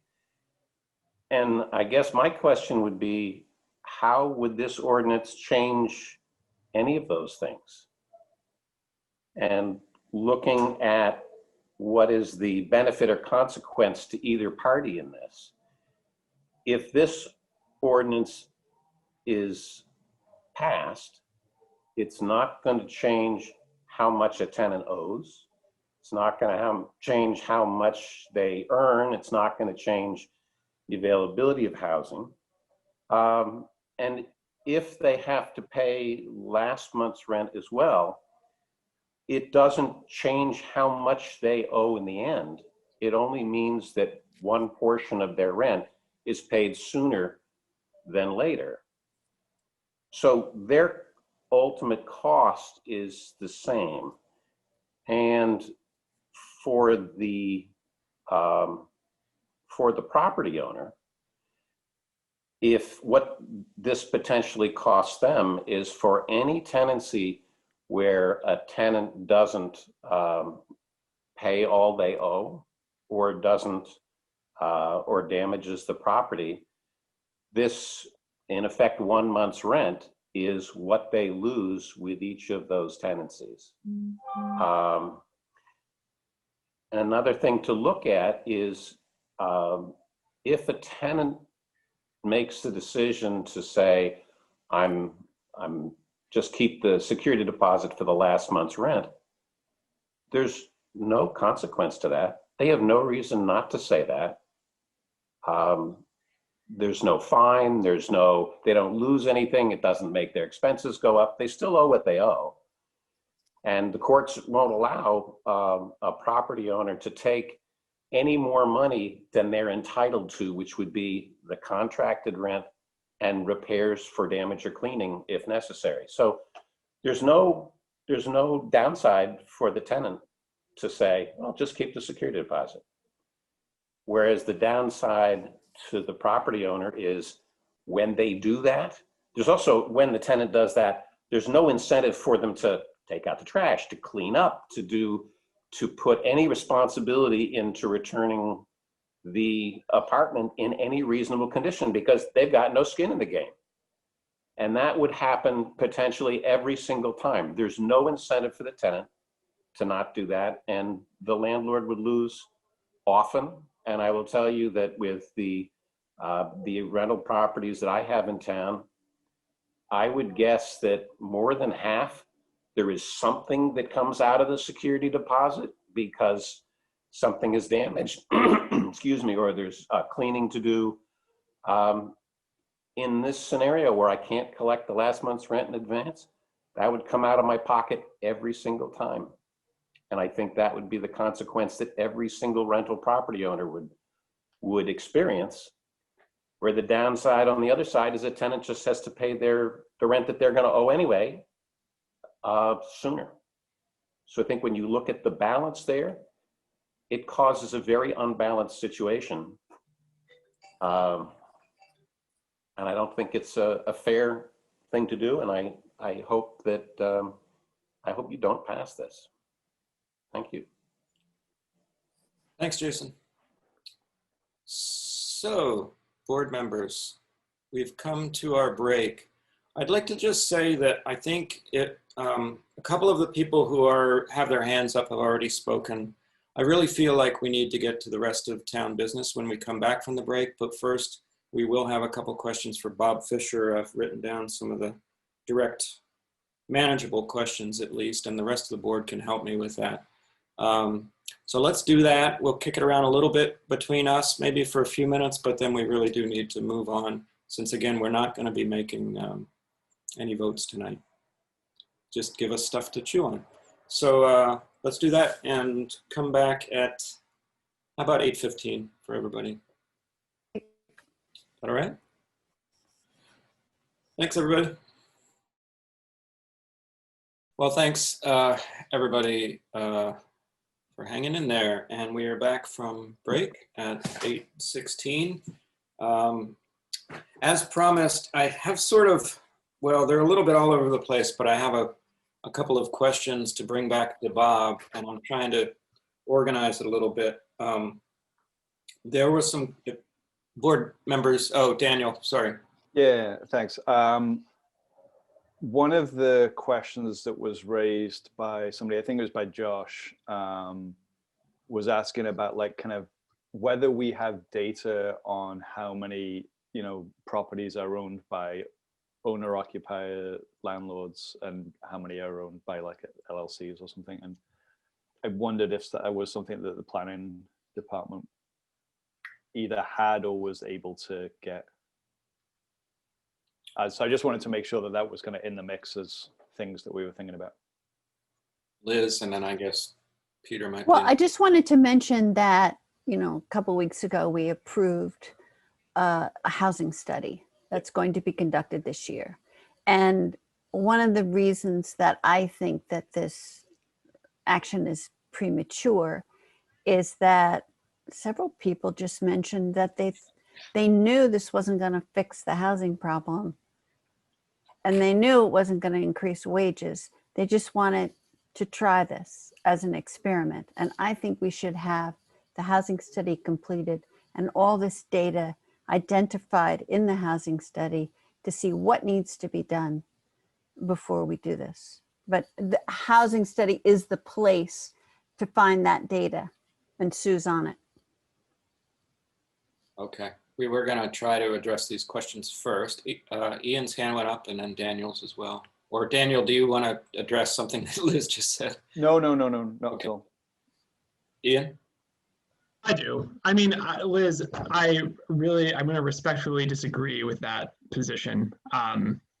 This is a real issue that's being brought to the board that people experience in town, that 50% of renters experience in town potentially, and that we have an opportunity here to do something that could really positively impact a lot of people. And it's not just a thought experiment. And I think I would really like to bring us back to the center here that I actually think Ibrahim really was at, which is like, I think that there are issues being brought up from both sides that are very real. And let's not diminish any of those because they are real problems here. And I just want to speak really quickly, Tim, and I'll let you get back to the questions. I just want to say that just because other towns in Vermont haven't done this, I don't find that to be an argument that we should just not address an issue that's being brought before us. You know, I ran for this board and got elected to be an innovator, to think and to try to solve problems together on these kind of things. So I really want to like bring us back into that space of, hey, we're being brought a real issue here. This isn't a thought experiment. You know, rent is incredibly expensive. 3 months rent is unrealistic for people who are heavily burdened. And we need to think about how to address that issue. So sorry, Tim. Not at all, that's fine. Daniel. Thanks. Like Ian, I actually kind of want to bring it back to what I think is the center of the thing. And for me, if this ordinance is to have any benefit, it's about being able to afford to move into a place, right? And what we've explored tonight, I think, is all of the kind of like potential consequences of this ordinance. And they are real, right? Like these are real consequences. And they give me pause and they make me return to the original kind of, I guess, you know, benefit of this ordinance, right? It makes it more easy to afford to move into a place. So I work at Sevka. I know how a person can apply for assistance with first month's rent or with security deposit. We do it all the time. I have data on how many we've done in the last year. And I know that they only apply to people who earn below X number of dollars, right? And so what I would like to propose is actually kind of similar to what Dick was proposing earlier, you know, is that we put some of the town's skin in the game and we take some of that CDBG money and we create a fund, but it would need to be, you know, targeted at folks that do not qualify for assistance elsewhere. And in effect, that would be our own kind of housing study and would also help, you know, people solve the can I afford to move into an apartment question, right? We would learn how many people applied for that money. We would learn, you know, a little bit about those circumstances. And in the event of that money not coming back to us, we would learn what that's like. You know, and future boards would, you know, would have to grapple with that.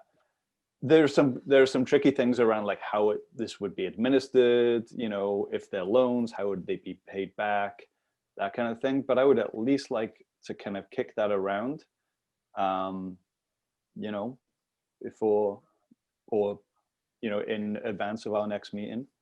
I want people to be able to afford to move into places. I want there to be a situation that is sufficiently okay at the end of tenancies for all parties. I was kind of hoping that the Housing Board of Review would help with some of that. It sounds like it's not necessarily likely to do so. You know, so I've just been kind of wrestling with, well, you know, if we want to address the issue of making it more affordable for people to move into places, is there a different way to go about it? And I think that maybe there is, if we're more creative.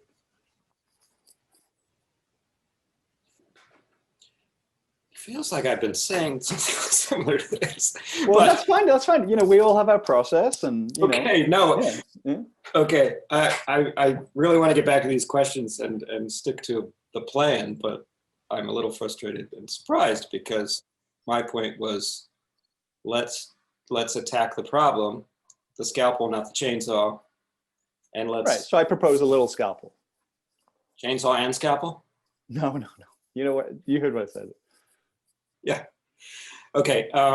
Brandy, do you want to say something and then we'll go to the questions? I just want to throw some things just to get that info from Bob. Thanks. Sure. I figured it would be weird for me to just wait since it seems like everybody went. But can you hear me okay? Because last time you said it. Can I try one thing? It's still a little faint. That helps when you raise it. Is it better now? Yeah. Yes. It is? Okay, good. These are weird. They only have two settings, apparently, quiet and whatever this is. So I also wanted to bring us kind of back. I've been taking, everybody who spoke has a sticky note on my counter, and then I have my own.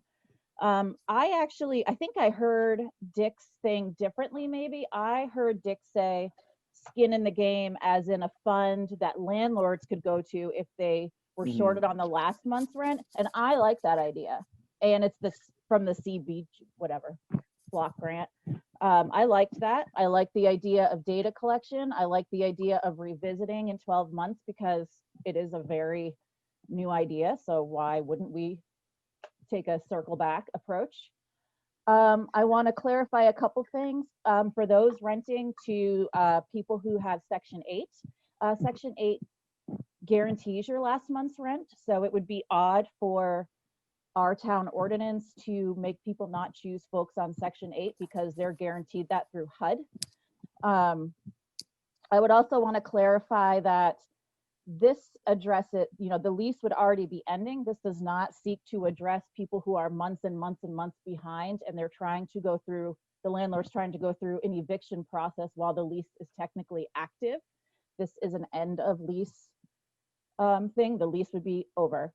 I also want to clarify that this does not seek to fix housing issues, homelessness, or wages. And as I said, it does not seek to address the fact that some people have to recoup months and months and months of rent. That has to go through court. It always has. This doesn't seek to change that. Somebody said that tenants don't have skin in the game. I'm pretty sure with the housing the way it is in this town, having a bad reference go through the landlord email list is a real good way to lose skin in the game, to have skin in the game, because you will, while we can't say the word blacklisted, we all know that everybody talks to everybody else and you're probably not going to get your next apartment when somebody puts your name out there.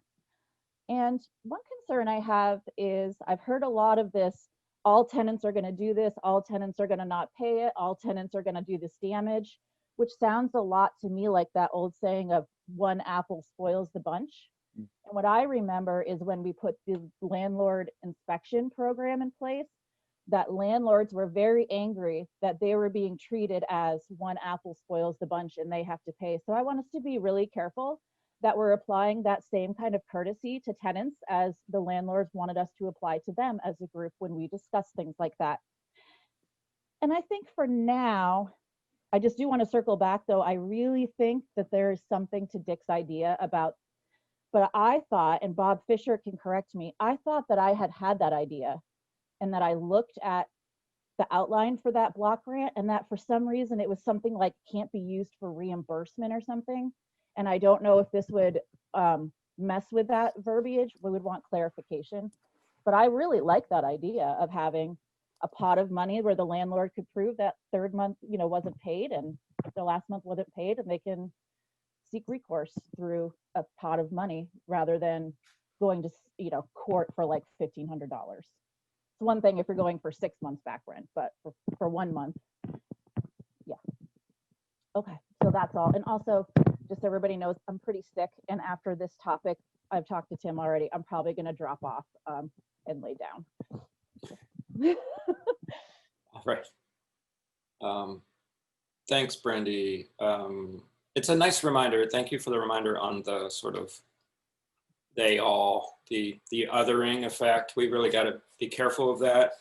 You remember that article, the othering, because everybody has different interests, and some of the landlords had an opposition to the health inspection thing, but that's certainly not all the landlords. There was a lot of support for it too. So it's nuanced, as with everything. So, and I do want to just remind the board that I'm happy that there's been some talk about loan, grant, whatever, scalpel instead of chainsaw, but that's not what we're talking about now. We can't really talk about that. We can ask for some info and get it on the next agenda, but it has to be properly warned. It wouldn't be right for us to have a full discussion about that. And correct me if I'm wrong on that one, Peter or Bob.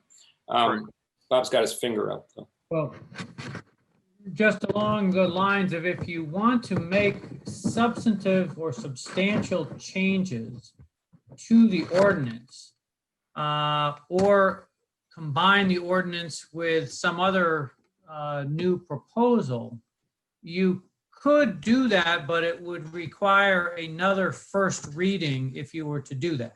Yeah. We go to the second reading with only minor changes, little tweaks in the language, that doesn't require another first reading. So I just point that out from a procedural standpoint. And then unfortunately, Brandy, I don't have at the tip of my tongue all of the restrictions with regard to the CDBG uses, but we can look at that when I'm at the town offices tomorrow. That'd be great. I just don't have the answer off the top of my head.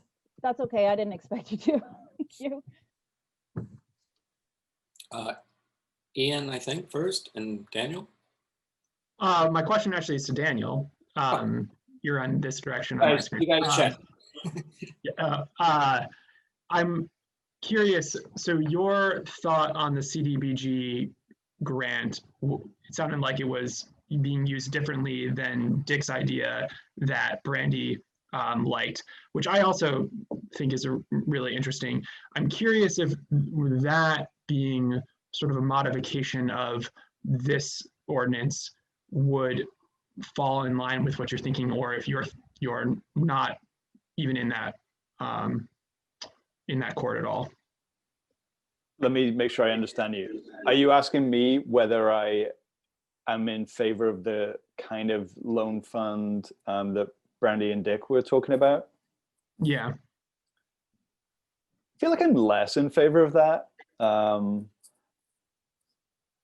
So one of the questions that was raised the last time we talked about this was how quickly will tenants be able to get money to move in, right? That's an impediment to being able to secure an apartment, and that's an issue.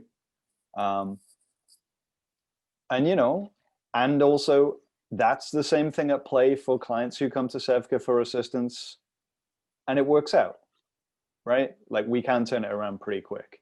And so my belief is that there's a group of tenants out there that need access to assistance to move into apartments, and they're reasonably well served by organizations like Sevka.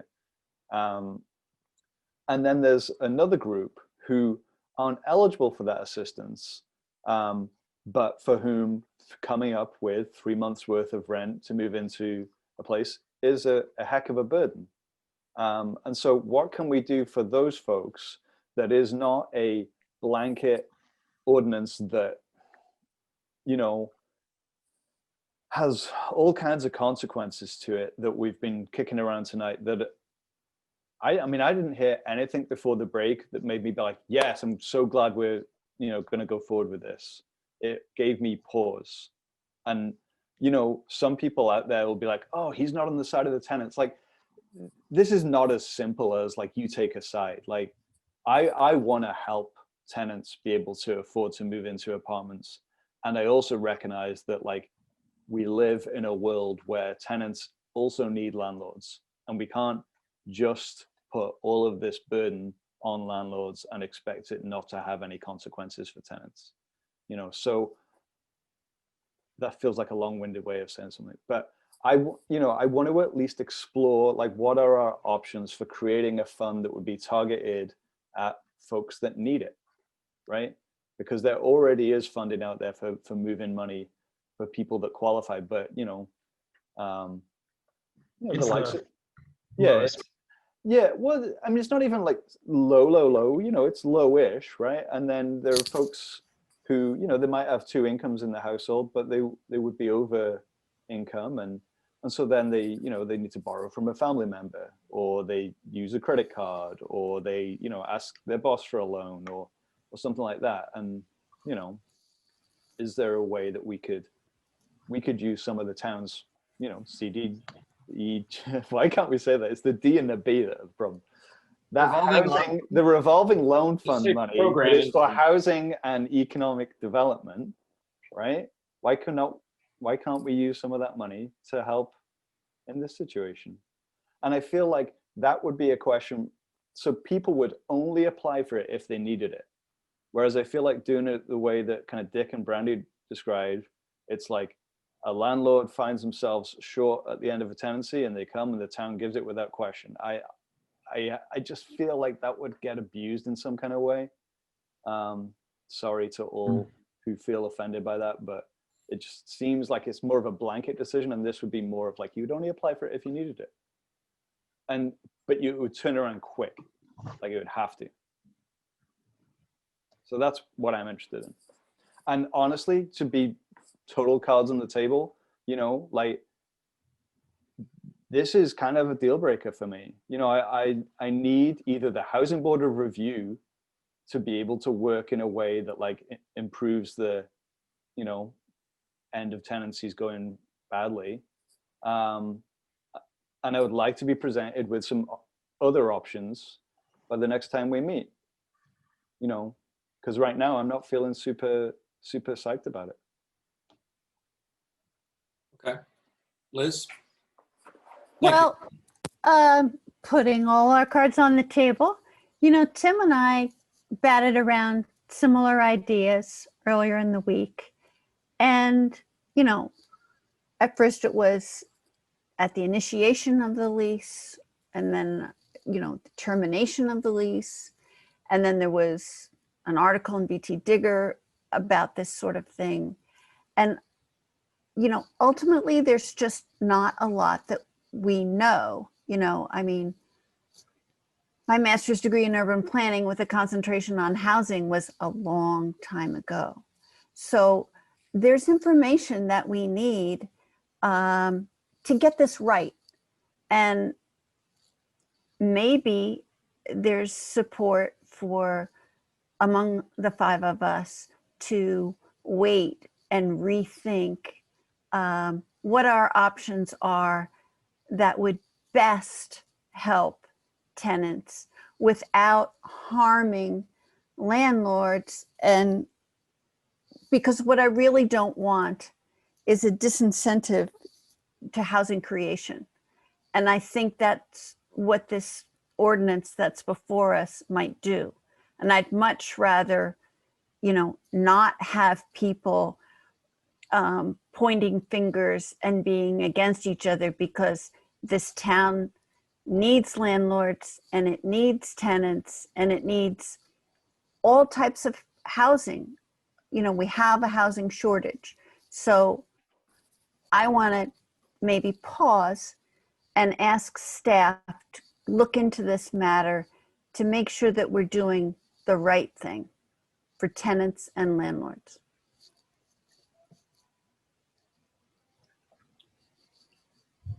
Okay, thanks, Liz. Does anybody think I should try to get these questions to Bob? This conversation is sort of floating a little bit, but maybe we've moved past some of these questions.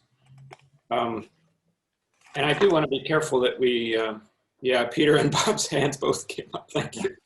I was just going to say I want to be careful about what we talk about because it hasn't been warned, but and get back to the sunset idea because that was one of the questions. But Peter, maybe you should go first. If that's all right, yeah. I got a few things to try to help with the next steps forward. The first thing is that, and I guess the most critical thing in terms of this item and action that might happen tonight to move forward, it's clear to me from the discussion that there's no longer 3 votes in favor of moving forward to second reading to adopt this ordinance. I guess I want to pause long enough to hear pushback from the board on that if there is pushback, but it was a 3-2 vote the last time. And one of the 3 is saying, I'm not ready. I need more information. And I've got some ideas of how I think this might be better. Forgive me, Daniel, for paraphrasing, but I think that's thanks. Kind of sort of where you were. Mm-hmm.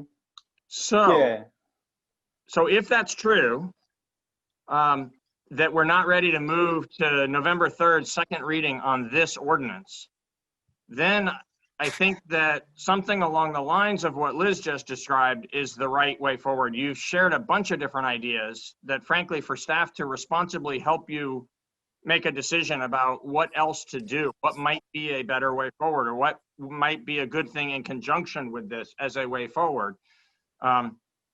We'd need some time to work on that. That's not going to be a 1 week or even a 2-week turnaround likely, right? So the question I think at this point for the board is, do you want to set another certain date in the next month or so for you to hear something back from staff to continue to grapple with this issue?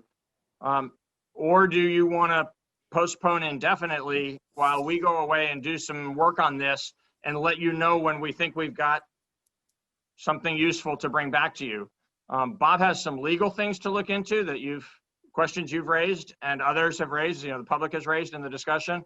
And we've got quite an array of things to consider from staff's perspective about direct aid to landlords, direct aid to tenants, and what would be legal and proper under the rules of, what CDBG money can be used for.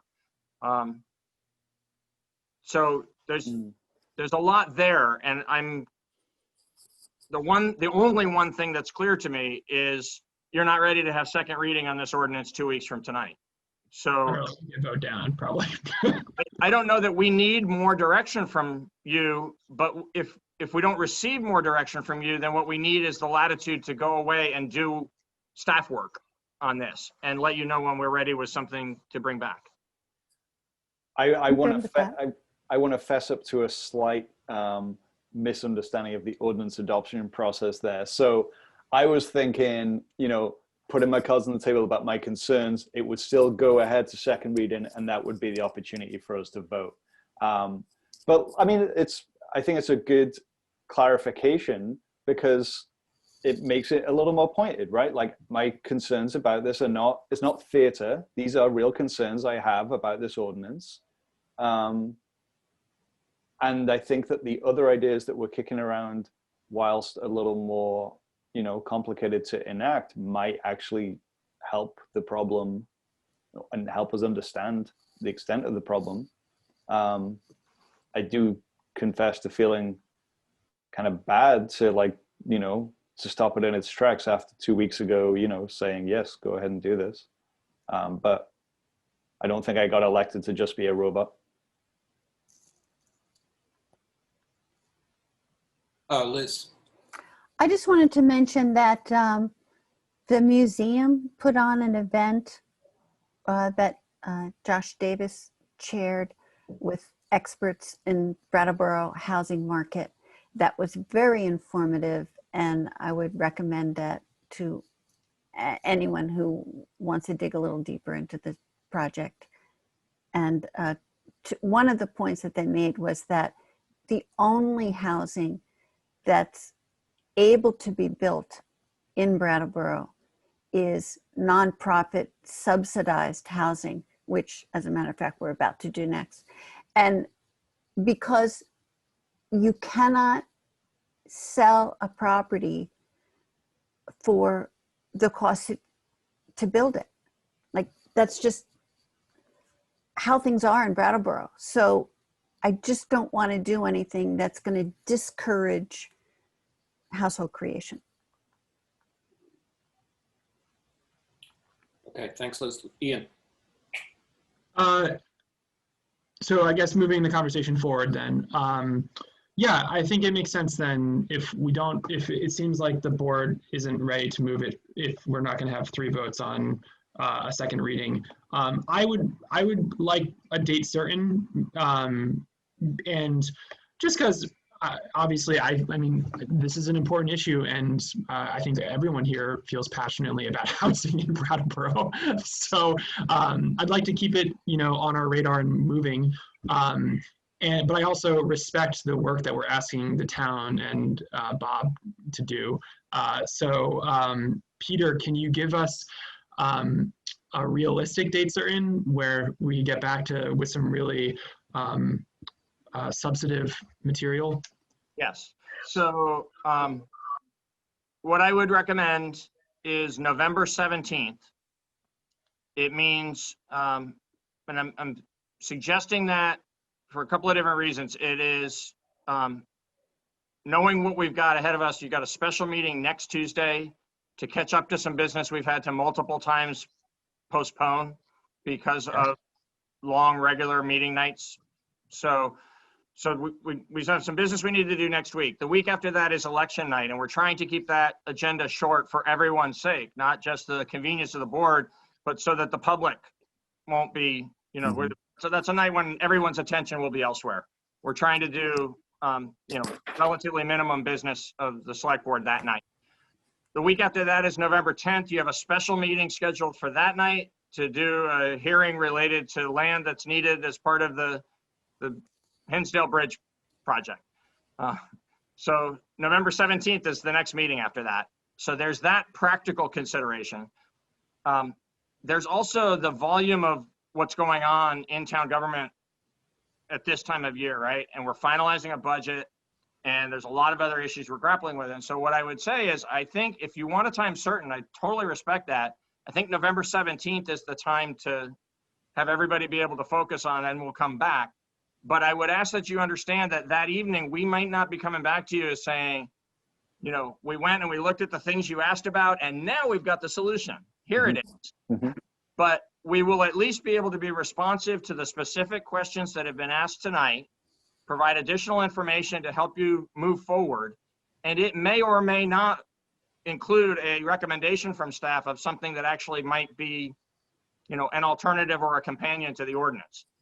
It may very well just be additional information, but I don't know where we'll land because we've got work to do. Brandy. I just, Peter, I want to really make sure that you're comfortable with the 17th, because everything that you just listed off that we have to do is, our work is the tip of the iceberg of everything that you have to do. And so I'm not thrilled with the word indefinite. That made me a little uncomfortable, but I also don't want you to feel like you have to force out a date that is that soon. Like, unless you really think, hey, that sounds fine, I don't have any worries about it. So I do have worries about it, but here's what I would say about that is that's why I offered it as kind of the either or, right? So if we're going to focus on a date so everyone can know about what that date is and come back together and talk some more about this issue, then as long as the board understands that it might just be an update from staff, not a full enough report for you to be ready to take action, then I think that's perfectly realistic. If what you wanted instead was a target date when we would owe you a recommendation, honestly, that would need to be in the new year because of the volume and the intensity and the week after week nature of what we're going to be doing in the next few months. That's reasonable. Thank you for that. My only question at this point, thanks Liz for the thumbs up, is how do we articulate what we're actually officially asking you to do? Are we doing that on the 17th? Here's what I think about that is, because we're no longer on a specific path to a destination, the board hasn't said we want to do X, put that together for us, staff. You've instead asked us to go back and provide answers to some very specific questions and then a broader view of what else might we do. Okay. I don't think we need more from you. I don't think we need to be directed further. If we all are of the understanding that what we're going to do on the 17th is have more discussion, it is unlikely staff will come back with what we think is some, terrific solution to this. It's not impossible, but it's unlikely. So we'll likely come back with more information that we hope will be helpful to you, where we'll be prepared to engage in further conversation about this. Okay, I mainly asked because the thing that Liz mentioned that we've been kicking around is a little different from what's been mentioned so far. So I just don't know the vehicle to get that out there in a transparent way that everybody can. Sure. Yeah. So you can speak to that, or you can write something. The board can't interact in writing, but if you wanted to write something down and say, this is something that Liz and I had talked about so that everybody knows what that is. What I would say is, even just in the discussion here in the meeting, some of this has focused more on sort of protection for landlords, and some of it has focused on aid to tenants. I don't think there is a thing, a single focused thing that we would be looking at as staff in response to tonight's discussion. I think instead, as it relates to town funding, we'd be sort of starting from scratch. We heard some ideas. Think about those ideas and what else we might think of and what we know the money can be used for and can't be used for, and see what else we can bring forward to be helpful to you. Okay, so I'd be happy with maybe writing something too, just to get it out there so that it's not a mystery. Great. Bob.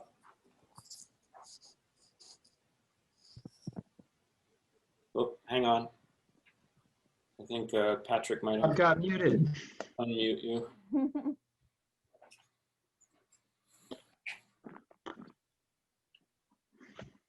There we go. Sorry about that.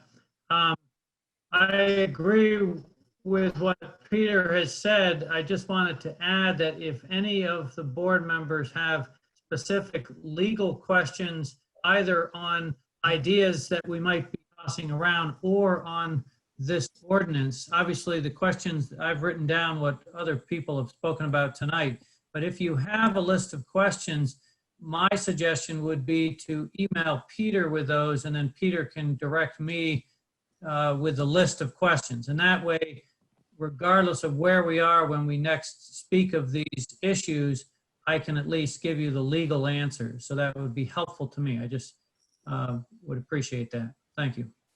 Sounds good. Okay. Thank you, Bob.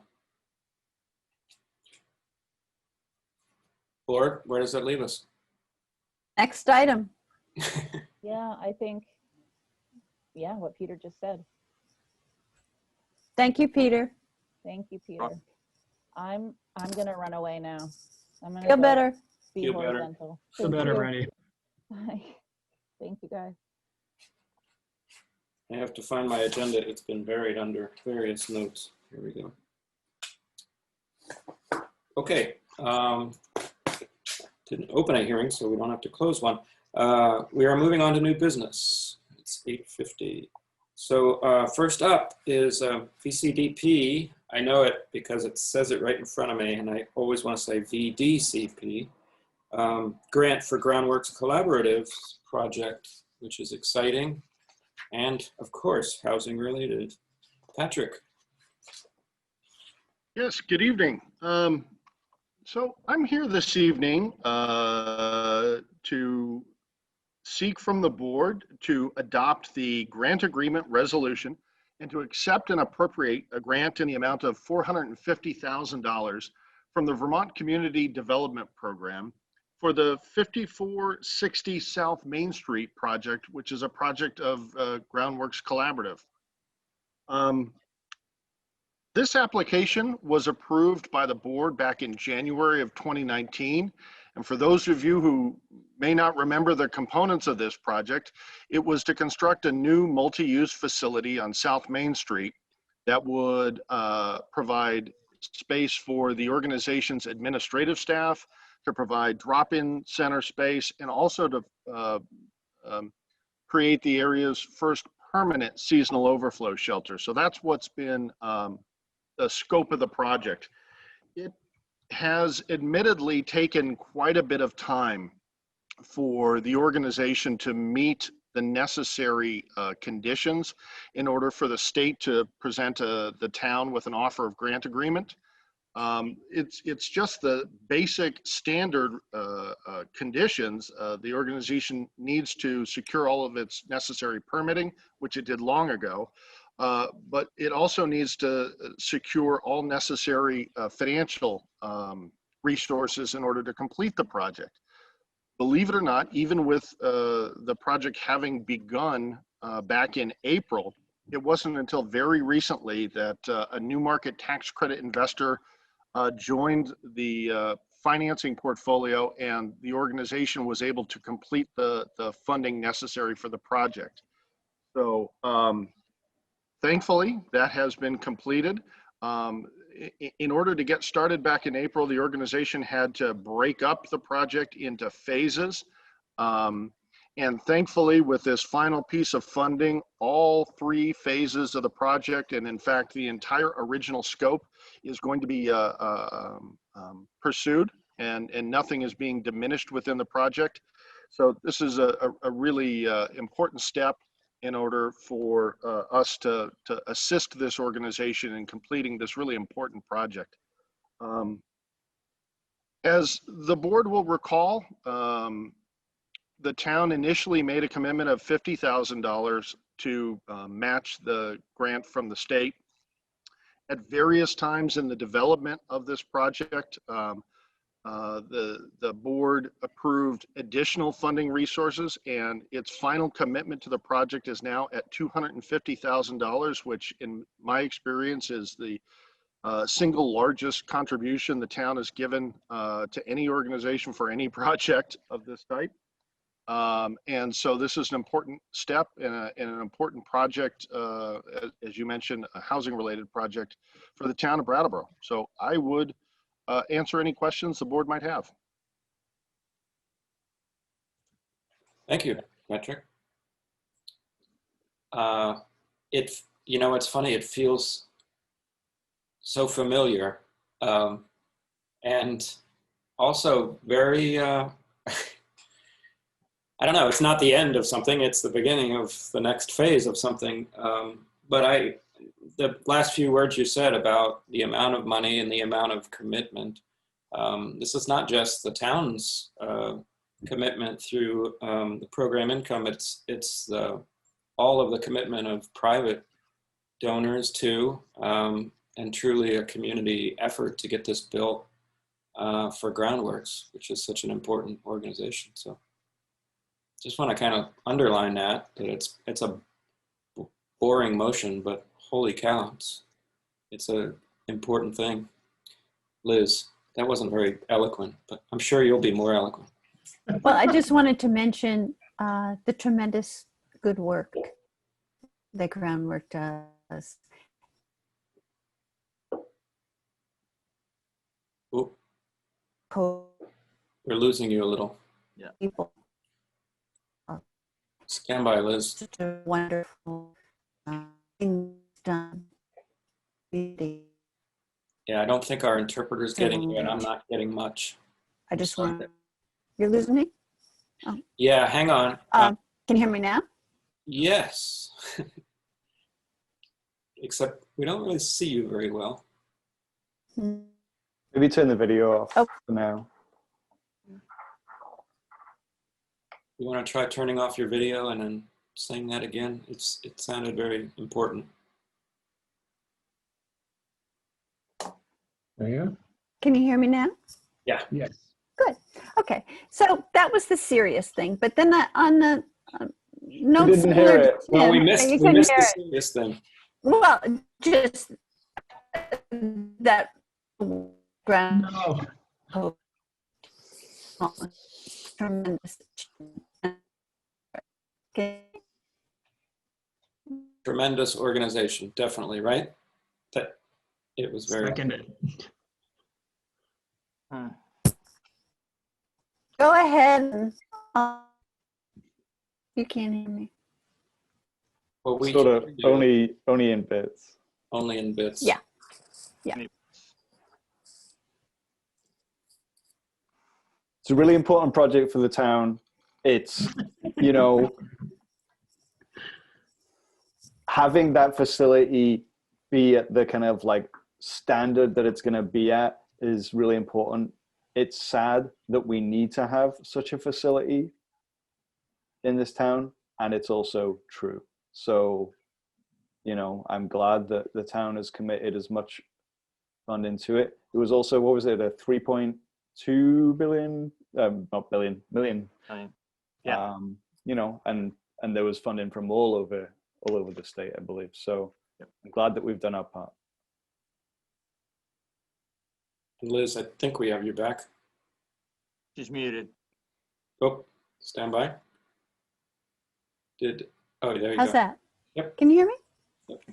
Well, Daniel said all the nice things. So I just wanted to say this is much more satisfying than the many, many years that I worked on the Empty Bowls dinner, because it brings it all together.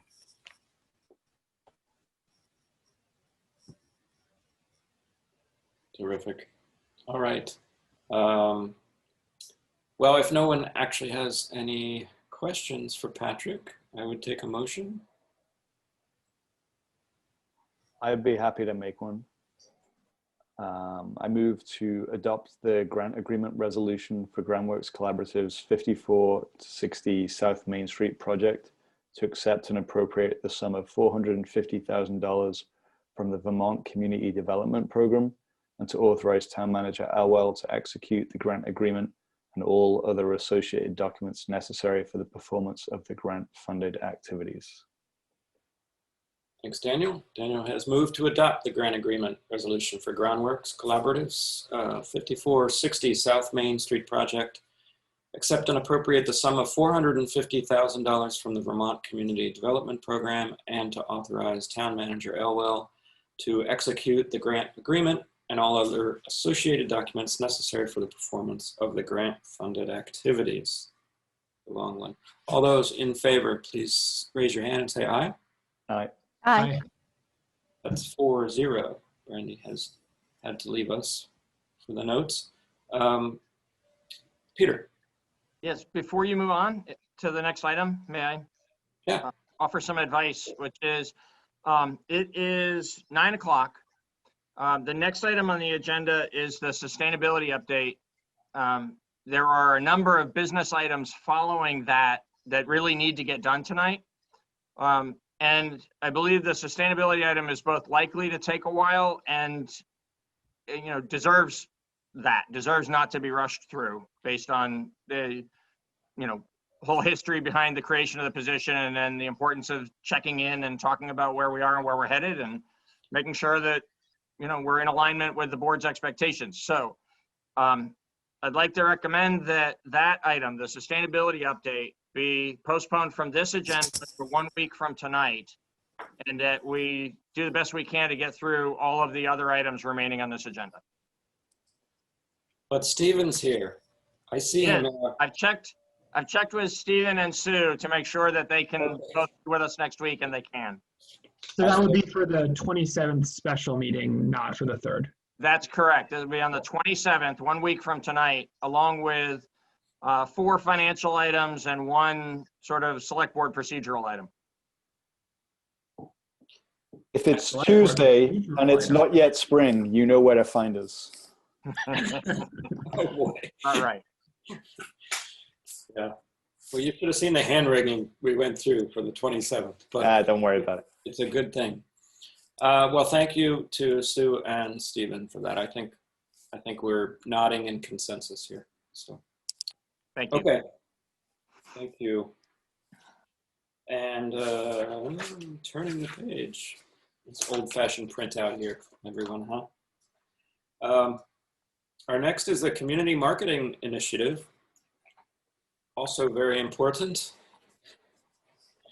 And something we are going to hear from, I think, two people. Stephanie and Kate might be available to be at our virtual table. Hi, Stephanie. Hi. How are you? Haven't seen you in a while. Good, thank you. Hi, Kate. I'd say I hadn't seen you in a while, but I was just out walking right before the meeting and I saw Kate. What was I doing? Yeah. You were raking leaves. Preparing for our Friday. Rake pickup, rake pickup, leaves pickup. Not rakes. I'm going to let you folks take it away. Is that all right? Yes. Okay, so Kate and I are very happy to be here giving you a final report of our first phase of the Community Marketing Initiative. And partly that happiness is because anytime you have a first-time project and you get to the end and a chance to reflect, it's helpful. I am going to share my screen because this marketing is all about images. And so I think that that will be helpful. You all have a final report, and what I thought would be helpful, because it is a multi-page document, is to glean from there some of the key points. So the Community Marketing Initiative's mission was to get more visitors to our town. And we accomplished this mission. I'm gonna, oops, share my screen first.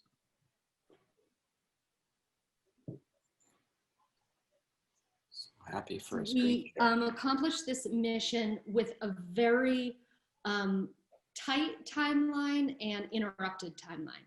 So January to March was our official rollout and on schedule with what the campaign strategy that we had shared with you. In March and June, we went on a pause and because of COVID. And then in June and October, we came up with a revised plan and started back up again. So in order to get people to visitors to come to Brattleboro, we did it in two major ways. One was that we bought print ads, and these ads ran in Rainbow Times, The Advocate, 7 Days, Fugues Magazine, and Yankee Magazine. We did this with three target audiences. One was the general target audience of visitors that are able to come visit us in the drive market. People that can come for a day, people that can come for a weekend. The second target audience of the first phase of this campaign was to micro-target the LGBTQIA+ community, also in the drive market. The third target audience was, once COVID hit, was all Vermonters because of the travel restrictions. So that went back to the kind of the macro audience. So not just print ads, we also purchased digital and social media ads. And these ads ran in Rainbow Times, The Advocate, 7 Days, Fugues Magazine, Yankee Magazine, Vermont Digger, and BPR. And the particular images that I am sharing here was specifically in the final phase after COVID hit, and we were targeting Vermont specifically.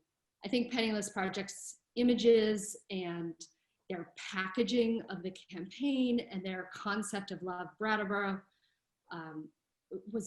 is fantastic. And I also think the way they were able to pivot during COVID for this idea of it's time for a change of eatery, it's time for a change of scenery, it's time for a change of greenery, was just really, really great on their part in terms of taking a challenging moment and switching it over to Vermonters coming and checking us out. I have two more slides and they're both results oriented. So you have oodles of pages in front of you talking about impressions and purchasing and those types of things. I pulled out 4 that were applicable to conversations I've had and also interesting. So Yankee Magazine, we were in their New England Focus newsletter, and it was opened over 52,000 times, over 2,000 clicks. But the important one here is that our direct click that ran in that newsletter to lovebrattleborovt.com was the highest performing of the entire newsletter. And why I think that's interesting is that it is the images and the concept that speaks to people. Rainbow Times, we also had a great result in terms of the click ad, which is what you want. It can look great, people can see it, but when they take, so as you see, Rainbow Times, 13,000 people saw our image, but then the fact that they take action at such a great rate of 6.7% is wonderful to know. In terms of the micro-targeted campaign of LGBTQIA plus publications, Rainbow Times specifically, I thought this was a great one to highlight. In their website, we had a click-through rate of 1.12%, and you can see there that the sector average is 0.05%. So again, great job depending on this project in making people want to look further into the message.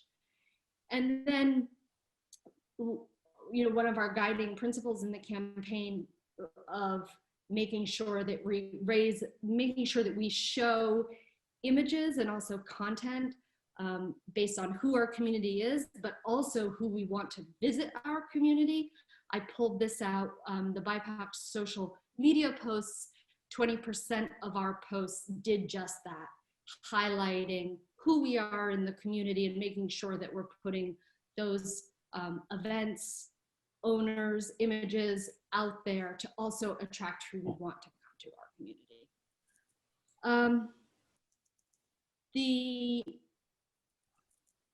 I wanted to give you one other image that might not be here. So I'm going to not share my screen anymore, but I have plenty of images to show you if you want to see more of what the campaign was all about.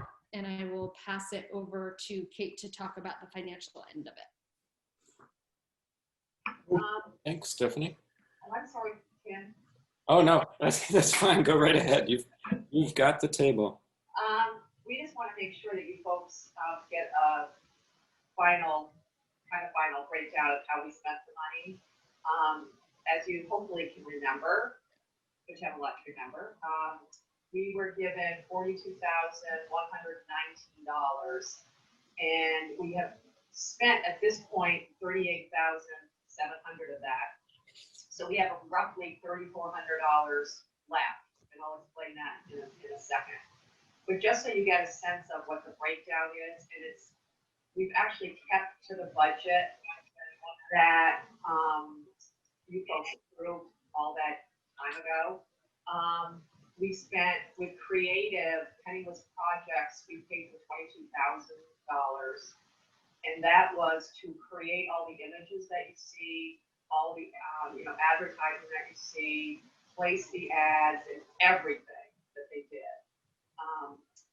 Then we spent in total on the ads so far, which is everything Stephanie just talked about, that was $12,500.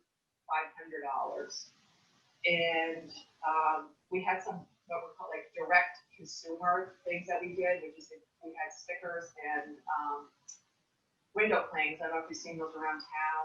And we also did something direct to consumer stimulus is we had a photo contest. People could put their photos on Instagram of Brattleboro, and there were 10 people who won $100 gift certificates. So we got $1,000 directly into Brattleboro retail establishments. The $3,400 that we have left, that is partly due or is due to the pause we had during COVID. And what we're going to do now, you said 34,000, is to continue what we're doing. I think Stephanie talked about targeting Vermonters. So we'll continue our advertising in 7 days, in BT Digger, you know, Vermont Public Radio. We may use some other spots, but we're going to just continue to use that money to focus on the Vermont market. So that's a quick finance report. We're happy to answer any questions you may have. Thanks, Kate. Looks like Liz has a question. Well, I just want to compliment you for the work. I didn't know what to expect. You know, this is the new program, and I think it was successful, even though we had such a weird year. But we got this very nice letter from Damien saying that he appreciated the opportunity to work, but that you guys were going in a different direction. And so would you tell us about the new direction? Stephanie can, I'll start and Stephanie can go too. We're working on phase 2. We called what we just went through phase 1, and we're going to come back to you folks with phase 2. The way we're going to do that is obviously DBA and the chamber that are the lead organizations on this, and we have a steering committee that we're working with. We're going to continue with Love Brattleboro. Nothing's going to change with the imagery or anything. We're talking right now about who we're going to target, and I think, you know, Stephanie can weigh in. Right now, we're targeting, we got to target Vermonters, but when COVID is over, we want to figure out, you know, how do we sort of do more micro targeting than we've been doing? You know, obviously we need to go out of state to do the more micro targeting. So we're really not changing a lot. It's just, you know, we haven't hired anybody yet for the second phase of the campaign. We're going to come to you guys with a proposal, or you people, not guys, you board people, with the second phase of the campaign. So that's where we are. What I would add is that Maya and Damien chose not to be part of the next phase, so they didn't want to extend their contract. Right. Penniless projects, for those of you, yes. Okay. Oh, Ian. Yeah, thank you guys so much for doing this. And it's really helpful. It's great to see what you've been up to. I've definitely seen some of the advertisements. Yeah, I think I want to speak to what you both touched on, which is I'm just so grateful that we made the investment in this prior to COVID. Because when COVID happened and we had to pivot and look at how to advertise Brattleboro to Vermont, you know, we had this already in place, and I'm just really grateful for that foresight. I am really interested to see what the next phase is going to look like. And I'm curious if merchandise is something that is at all in that next phase, because I definitely have seen other towns that have like stuff that I would love to have for Brattleboro. And I don't know if it's cost effective or anything like that, but I'm just sort of curious. Well, you can get an I Love Brattleboro shirt at Sam's. True. And get plenty of stickers in lots of different renditions from either Kate or myself.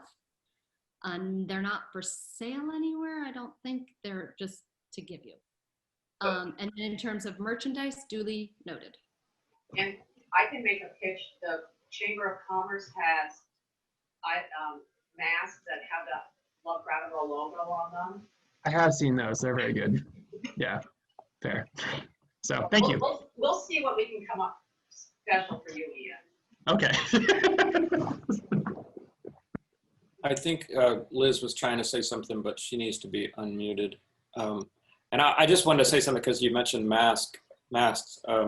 In these crazy times, I wanted to say I appreciated the logos on the masks and the way you kind of had to shift for this weird situation we're in, where we kind of want people here, but we kind of don't want them here. Or we want them here, but we want them to know the rules and to be following state's protocol, it's really like impossible. It's an impossible marketing situation to be in. So I think you danced that fairly well, considering. Just want to say to both of you. Liz. Oh, Liz, are you? Liz, I just wanted to ask, you know, it just seems to me, oh. No, go ahead. We can hear you. We got you. Okay. I wonder if an opportunity, you know, everyone's the nation that Vermont is such a good job. We don't necessarily want them now. You can't hear me? Uh-huh. I think I can speak to In that. the future, post-COVID. Yeah.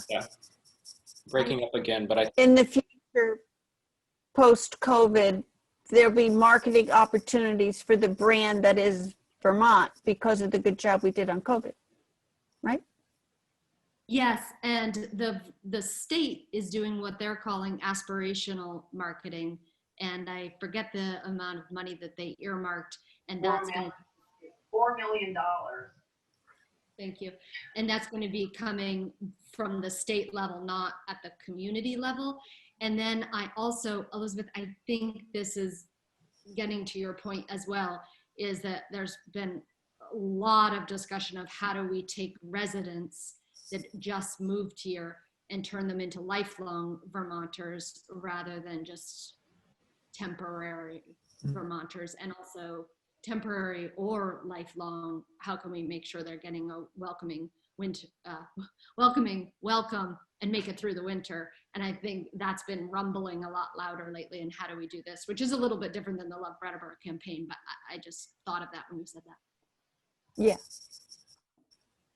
Thank you. right, thank you. I do want to move along, but we do have a couple of hands raised. So I'd love to take a couple comments if it's okay with the board before we release these two. Josh is first.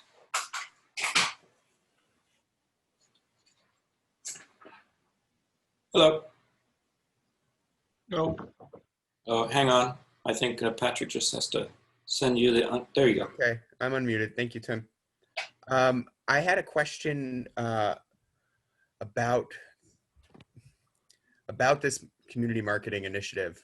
I do understand that there needs to be funds need to be generated, money needs to be generated, but I'm wondering if it's wise for the town to be considering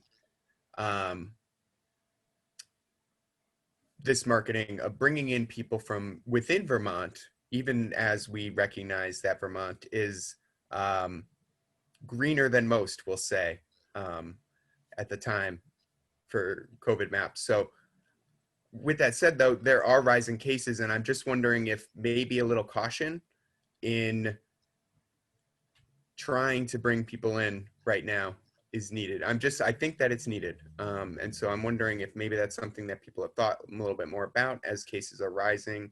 I know the wheels are in motion and we've already got all this great material and sounds like more water bottles on the way and duffel bags, but I'm just wondering if it really is our best, the best use of our investment of time and also resources, right? We have tenants that work in these service jobs that are going to be bringing people in. And if they can't afford housing, or if they get sick from somebody that's within the state, they can't go to work and they're going to lose their housing because they can't pay it. And they wouldn't be able to go elsewhere for their housing either. So again, I just wonder if it's really a wise initiative for us to be going about in this way under this time. Thank you. I think you can have full confidence that we wrestle with that every single day of what is the right timeline. And so, as you can see, with the campaign being as we expected it to be, was only January, February, and March, and we put a full stop on it for the majority, March to June, and then this revised plan. So my answer would be, we are in agreement with you of how do we best weigh public health and health of the community and vitality and sustainability, and how do you juggle all of those things? And then at the end of the day, I do like the phrase aspirational marketing, which I learned from the state, of continuing to have your face and your presence out there for 6 months from now, for 2 months from now. No one knows the answer, but I just want to assure you that we are concerned with the same exact thing. Thanks, Stephanie. Kate, did you want to chime in, or should I just go to the next public? Okay. I have user, if you could just tell us your name and where you're from. Hi, yeah, I couldn't figure out how to log into Zoom. I actually couldn't find your Zoom meeting link on the Brattleboro Selectboard website. It's right on the top, right on the top. Yeah, I don't know. I saw it there a couple of weeks ago, a couple of Selectboard meetings ago, and was able to use that, but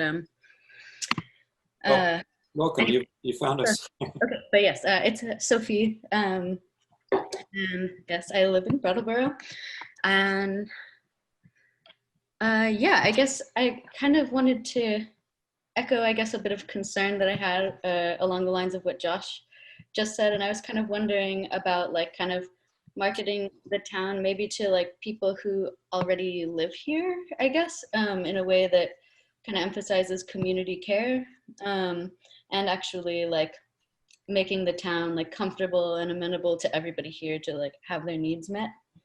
I think, you know, like, yeah, it's I think that we have a lot to work on maybe before our focus becomes like drawing a wider range of people in.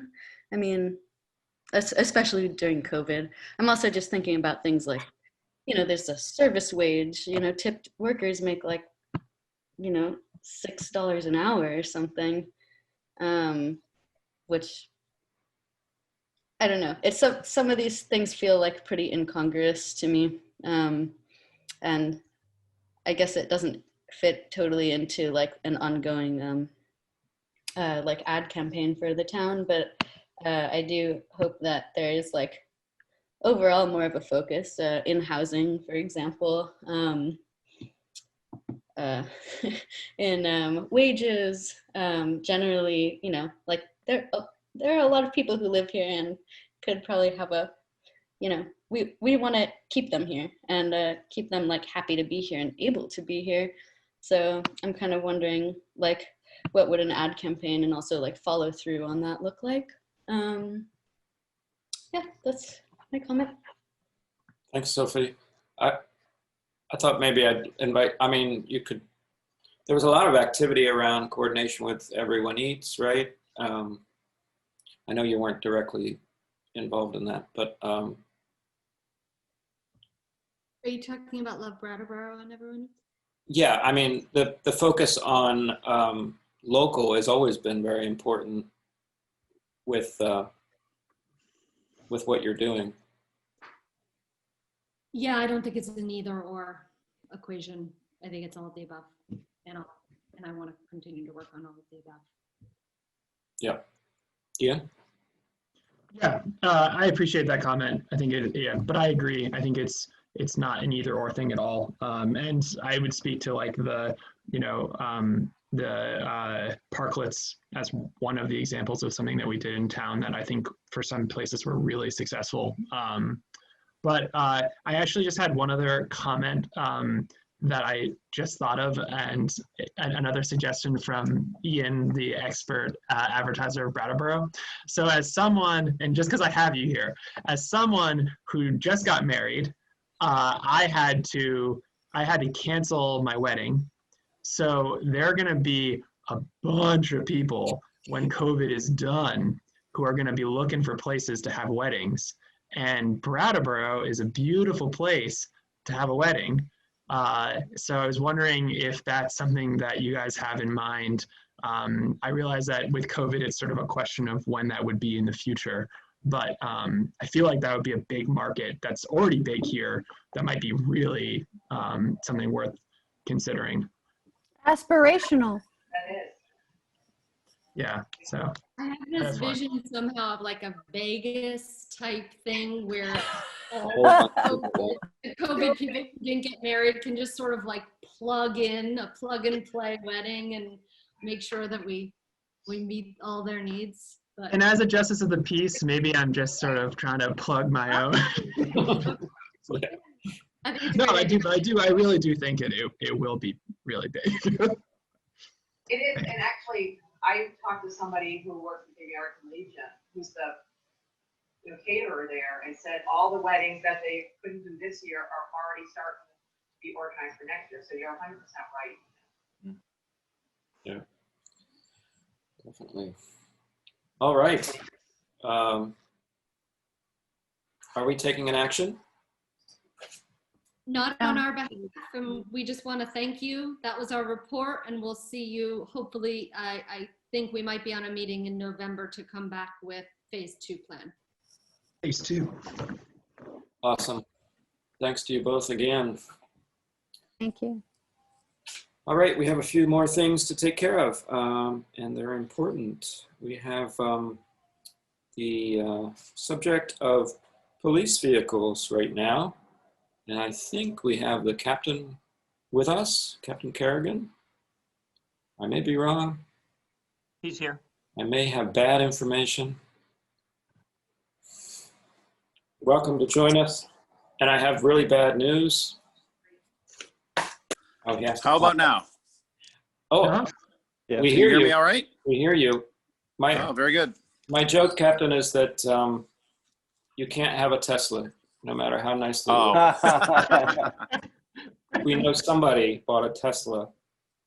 Yes, Wow. I heard that that he had. I actually saw him driving it that day. I think that he picked it up. It's a very snazzy looking car, but that is not not in the cards for our request this year.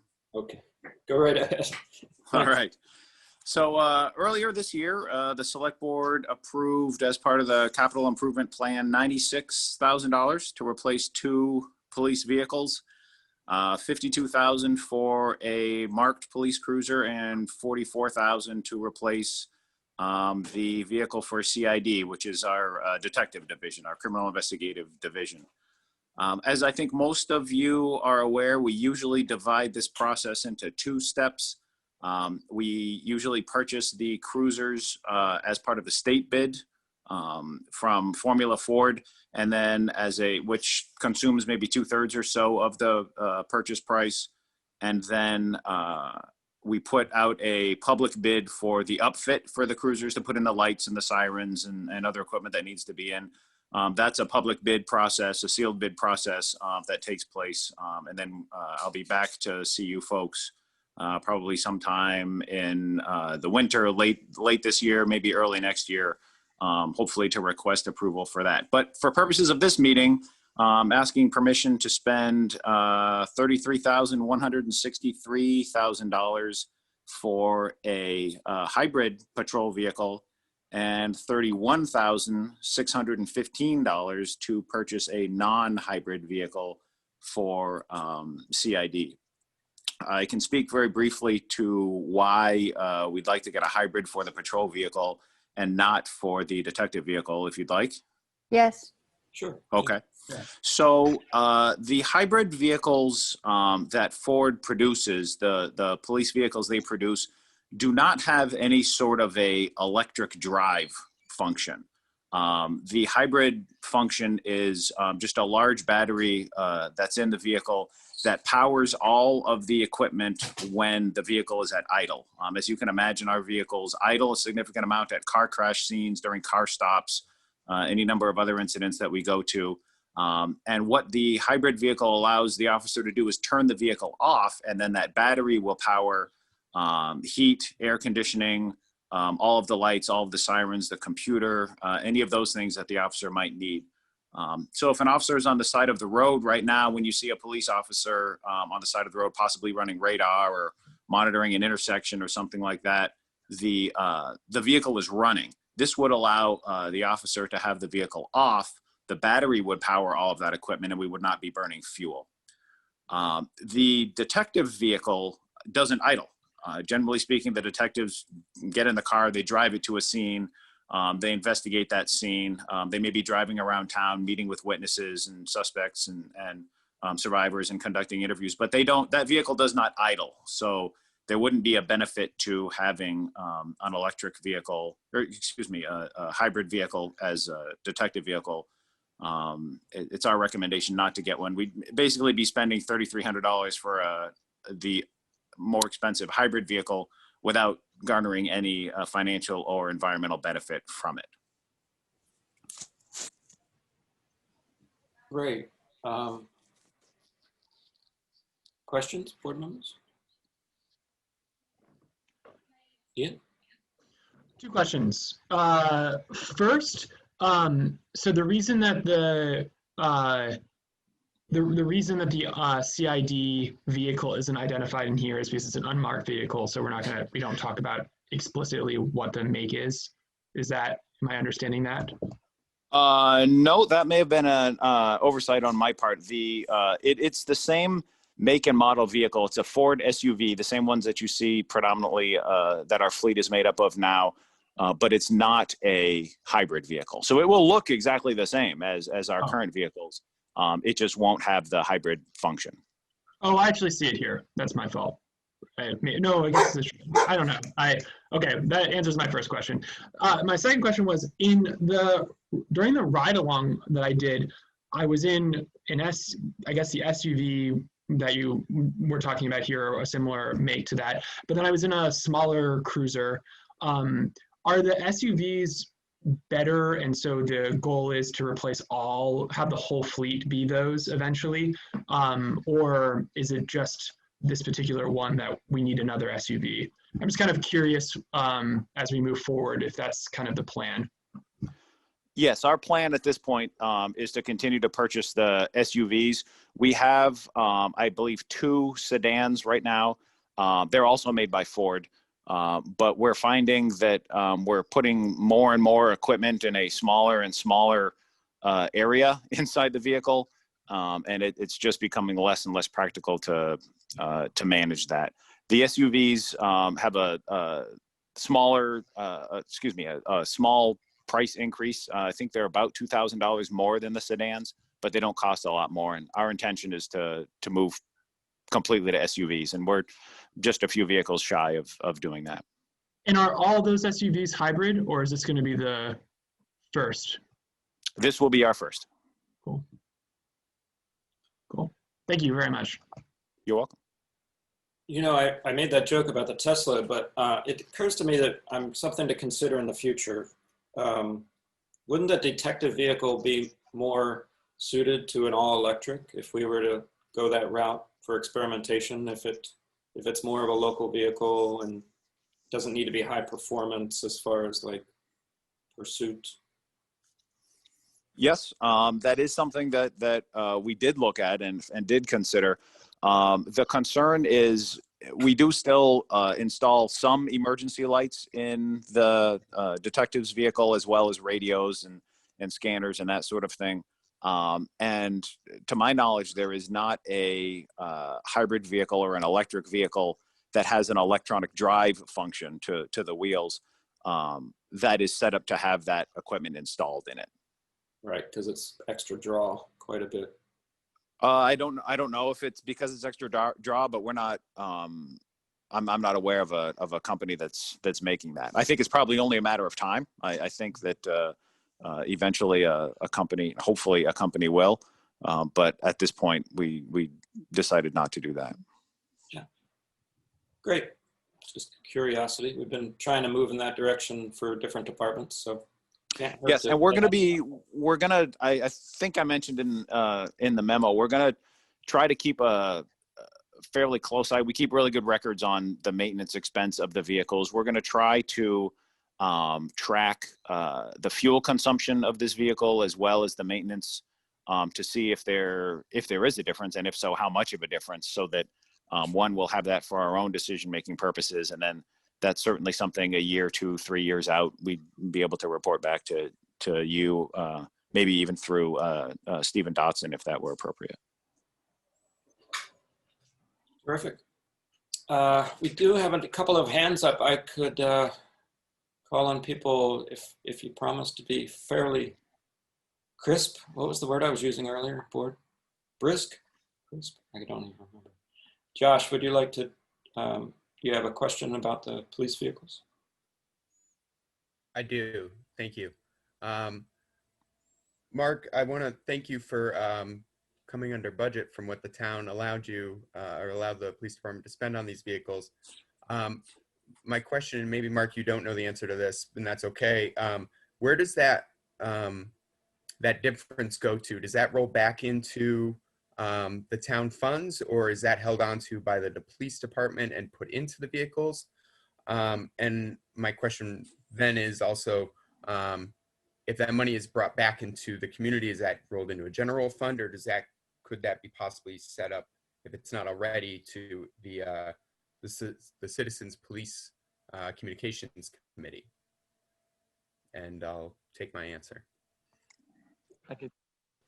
Thanks, Josh. Like complicated question slightly that Peter should answer.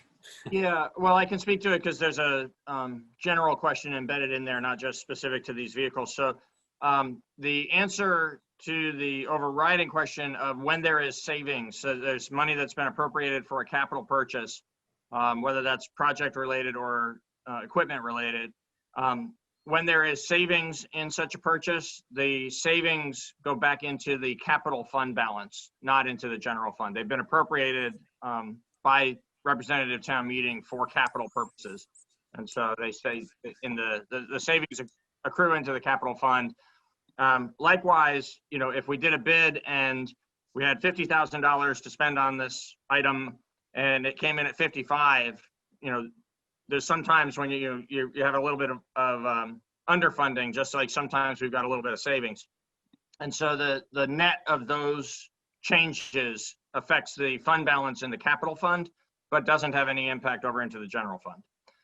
The specific answer related to these vehicles is there may yet be savings from these purchases, but we won't know that, as Mark said, you know, for at least another month or two.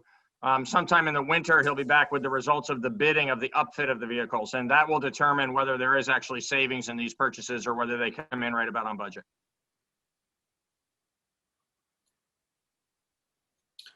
Thanks. We'll go quickly to Gary, who has his hand up. Gary? Hey, how you doing, guys? Good. Quick question for Captain Carrigan. With that in mind, I'm glad you guys weren't ergonomic with this and really making a savings and a difference in not just the environment, but with the town and in allocating the funds. But as far as, I'm not too familiar, I guess, with the hybrids. I mean, more with the Tesla, with all those EVs that are out there, will you be able to plug in also too? I mean, how does that work, Tim? I mean, with the hybrids or with something like that, they don't plug into the EVs. That's just for the Teslas only. Yeah, go ahead. I can't speak for the Teslas. I can speak to this vehicle that we're requesting. Right. My understanding is it does not have a plug-in capability, but the battery charges is charged by the gas engine when the vehicle is running. Oh, so while the car is driving around, just like it charges, you know, your car that you have now charges the small battery that you have in your car. This vehicle has a significantly larger alternator, which is charging that really large, oversized lithium-ion battery that is then used to power the vehicle. Okay. And maintenance-wise, that they have shops set up that will, I know maintaining these things, having the right people to maintain it, just like a Tesla, because I don't know, as far as a lot of the shops around, are they equipped to keep up with that, or the cost going to be high, or you guys pretty much comfortable with that? Well, that's going to be part of our sort of assessment and experiment here. But I will note that all of the drivetrain components of this vehicle are the same as the gas-powered vehicle. So we don't expect any change in service expenses as a result of that. The difference is that big lithium-ion battery that's powering all of the electronic components in the car, so that the car doesn't have to idle. And I will point out that comes with an 8-year, 100,000-mile warranty on all the hybrid components, separate and apart from the drivetrain.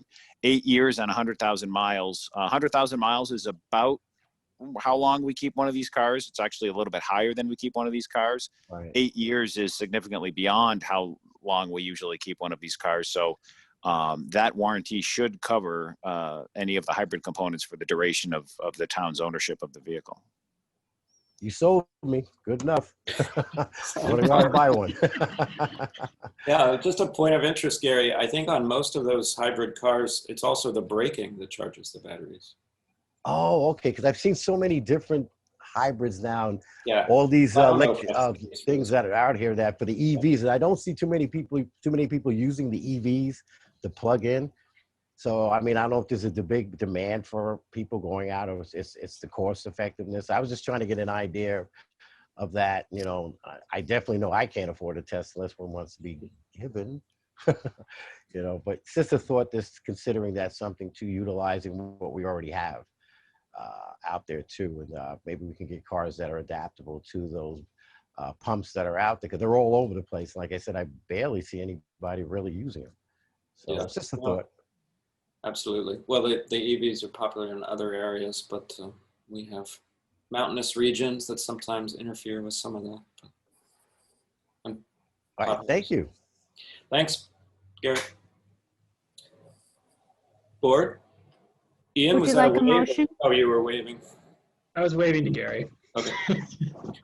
Would you like a motion? Please. Okay.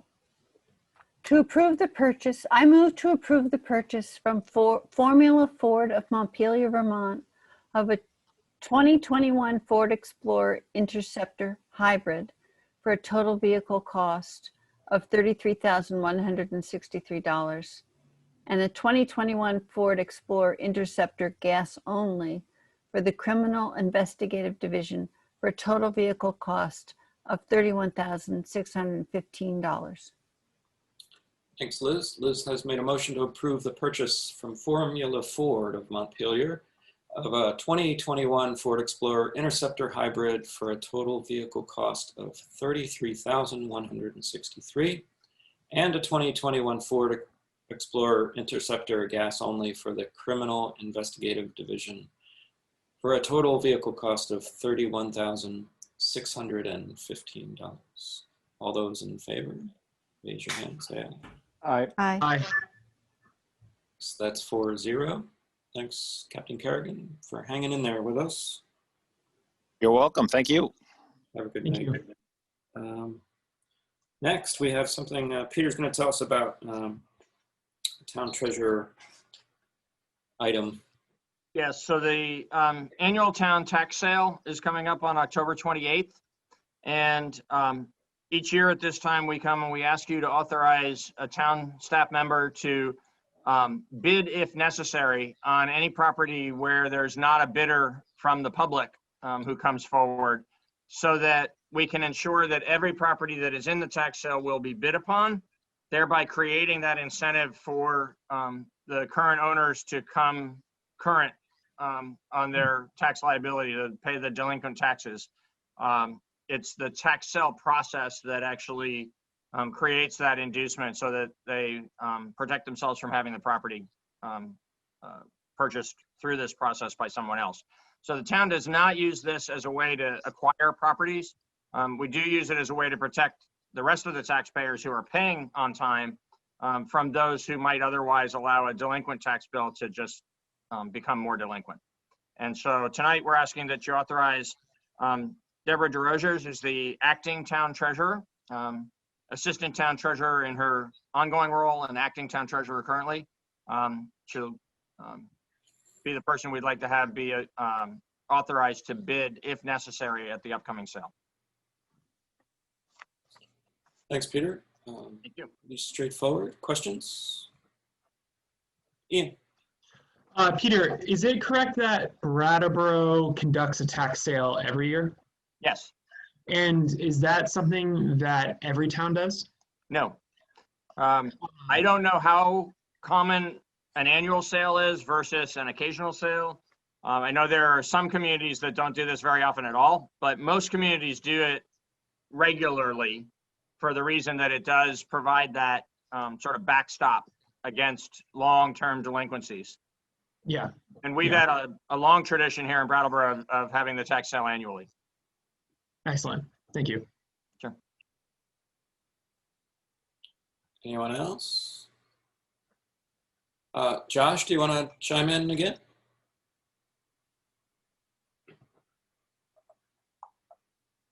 Thank you. Peter, I guess my question is, I have a couple here, but I'm just trying to understand it a little bit more because I've never lived in a place with a tax sale as far as I know. So, so this is designed for property owners that are delinquent, that aren't putting in their share at the time. And as you stated, this is a chance for somebody or possibly them to step forward to pay their tax, right? So it's a support for property owners for that. Is that correct? That's not exactly correct. So if you don't mind, I'll answer that one first and then we can go on. Okay. So what it is these are properties where they've not paid on time. They've been advised that they have become overdue and that there's penalties and interest that's accruing and that they need to pay in full to avoid having the property go to tax sale. And then several months go by with additional warnings. There's quite an elaborate process that's required by state statutes. And then you get to a point where, usually at the beginning of that process, there's a few dozen properties that are in that category. By the time we get to tax sale, some years there's only 3 or 4, some years a few more than that. I don't know how many are in this year's sale, but what is for sale at the tax sale is the tax liability. It's not the property. Okay. So the property owner still has the obligation to pay. Basically what happens is there's something in the law called the redemption period. The property owner from the date of the tax sale has 1 year to pay those back taxes. And if they do, then they have redeemed that tax certificate, right? So the interest that they have to pay goes to the person who bought the tax certificate at tax sale, but the owner keeps their property. Okay. If they fail to pay, then the person who bought the tax liability actually has the opportunity to claim the property. Okay. That sounds like a really awesome plan for tenants to have that opportunity to be able to have that year to take care of their things and put that in order without penalty. But so my follow-up then is when the town, in the event that the town does purchase the tax liability then, so the town is now responsible for that tax liability while the property owner gets to remain in the property or hold the property? No, it's all about just that tax liability. So if the town ended up being the sole bidder, if there was a property that isn't getting bid on, and so we bid on it and we end up with the tax certificate, then the intent of that is for the property owner, in order to not lose their property, to pay up, and the town makes a little bit of interest. But we're not really doing this from a financial perspective. We're doing it from a protection of the rest of the community's perspective, that folks not be allowed to carry and add to a liability over a period of years, but that it keeps everybody paying current. It is true that if the town was in that situation and we did end up bidding on a property and we were the only bidder, we would never compete with anybody, right? So if we did get in a situation where there were no bidders and we bid and then somebody else outbid us, we'd immediately pull back from that. We're not trying to own tax certificates. But if the town was a sole bidder and ended up holding on to a certificate for a property and then that was not redeemed, the town would be able to become the owner of that property, and then we would look to, in all likelihood, sell the property in order to put the money back into town operations. Okay. Thank you for that, Peter. Thanks, Josh. Board? Anything I'll else? make a motion. Oh, thank you. I move to authorize interim town treasurer Deborah DeRozier. Who is it? How do you pronounce it? DeRozier. DeRozier, thank you. to submit bids on behalf of the town at the upcoming tax sale. Thanks, Ian. Ian has made a motion to authorize interim town treasurer Deborah DeRosiers to, oh, I said the S and I shouldn't have, Yeah. to submit bids on behalf of the town at the upcoming tax sale. All those in favor, say aye. Aye. Aye. That's 4-0. Thank you, Peter. And it looks like you're going to be on a roll. Got several in a row here. This next one is actually great news. I'm happy to present the recommended renewal of the town's employee health insurance program for the calendar year 2021.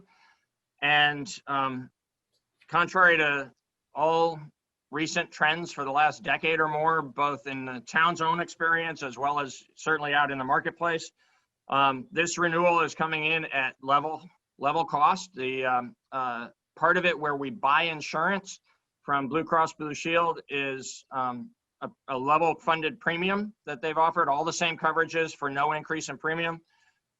And the rest of the plan, there are self-funded pieces of the plan. The recommendation is to just keep funding those at the same amount as in 2020. So the total cost of the program, which is about $2.5 million, will be the same in 2021 as it was in 2020. The town taxpayer's share of that program is actually going to be slightly less because of the multi-year agreement we reached with the town employee unions last year to phase in employee cost sharing of the premiums for the Blue Cross portion of this plan. The town continues to provide all of the other pieces of this. The Blue Cross piece where we have to pay premiums, the town employees have paid 1% of those premiums this current year. Will pay 3% of those premiums in 2021 and 5% of the premiums in 2022. So for this 2021 renewal, the costs for the employees are increasing slightly because the premium itself is the same, but their share is going up from 1% to 3%. And that additional cost to the employees is creating a savings for the taxpayers of, I believe it's approximately $40,000. I'm looking in my memo. 42. I believe you're right. I'm not seeing it for some reason, but in the interest of time, I'll just say it's a relatively modest amount compared to the $2.5 million cost and value of the program. But it nevertheless is that is the only adjustment this year. Everything else will be the same next year as it was this year.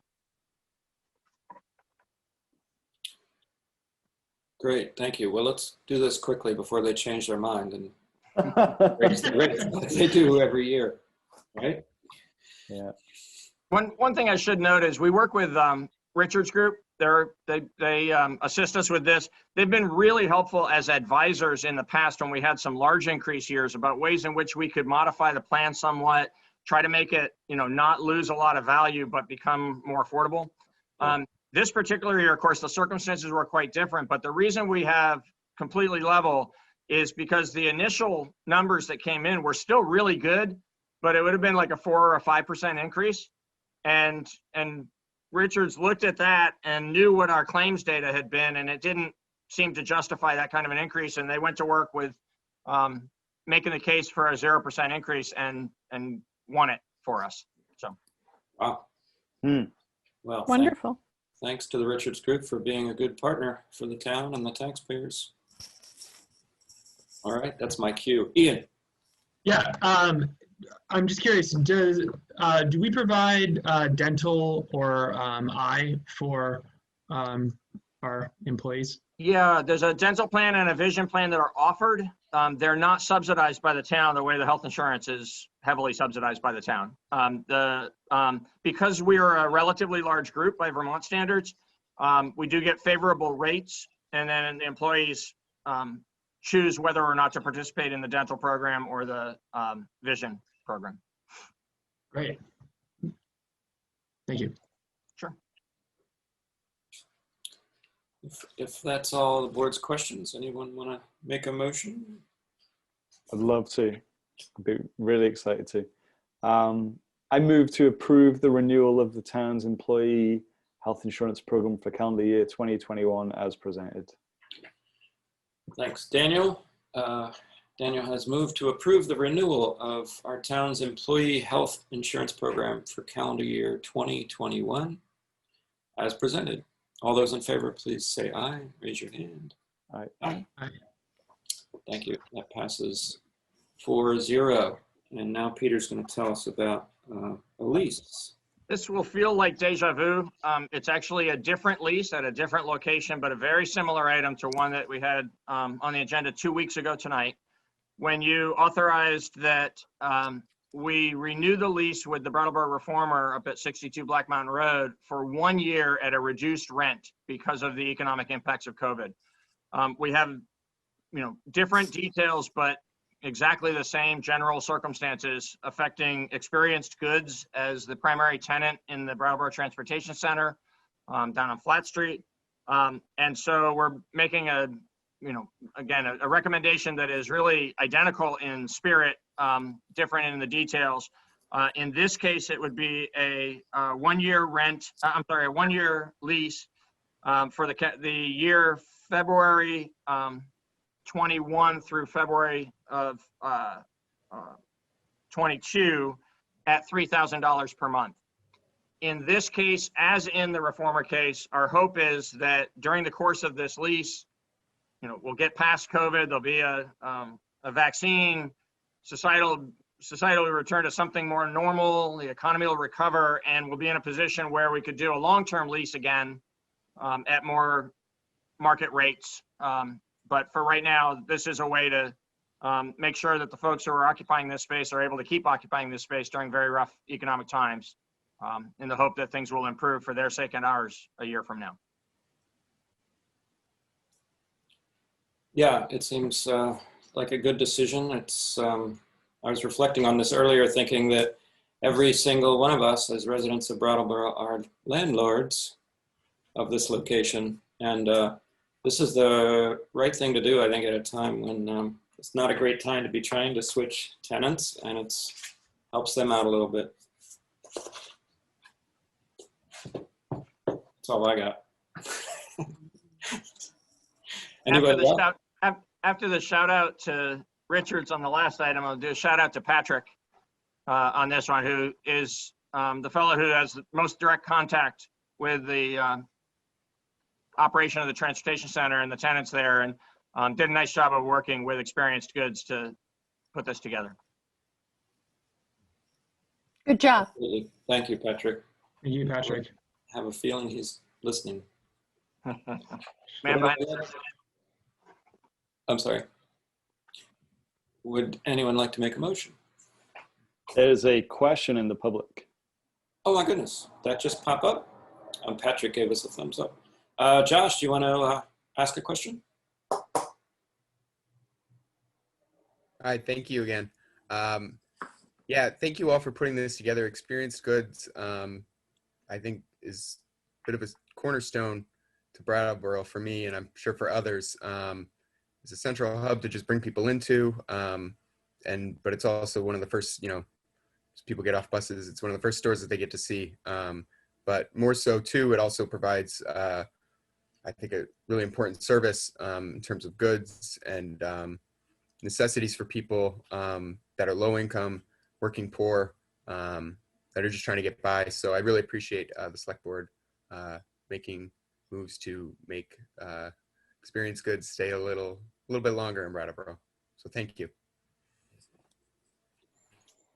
Thank you, Josh. We're all in this together after all. Anyone else? Board, what would you like to do at this point? Liz? I'd like to make a motion. If I could find it again.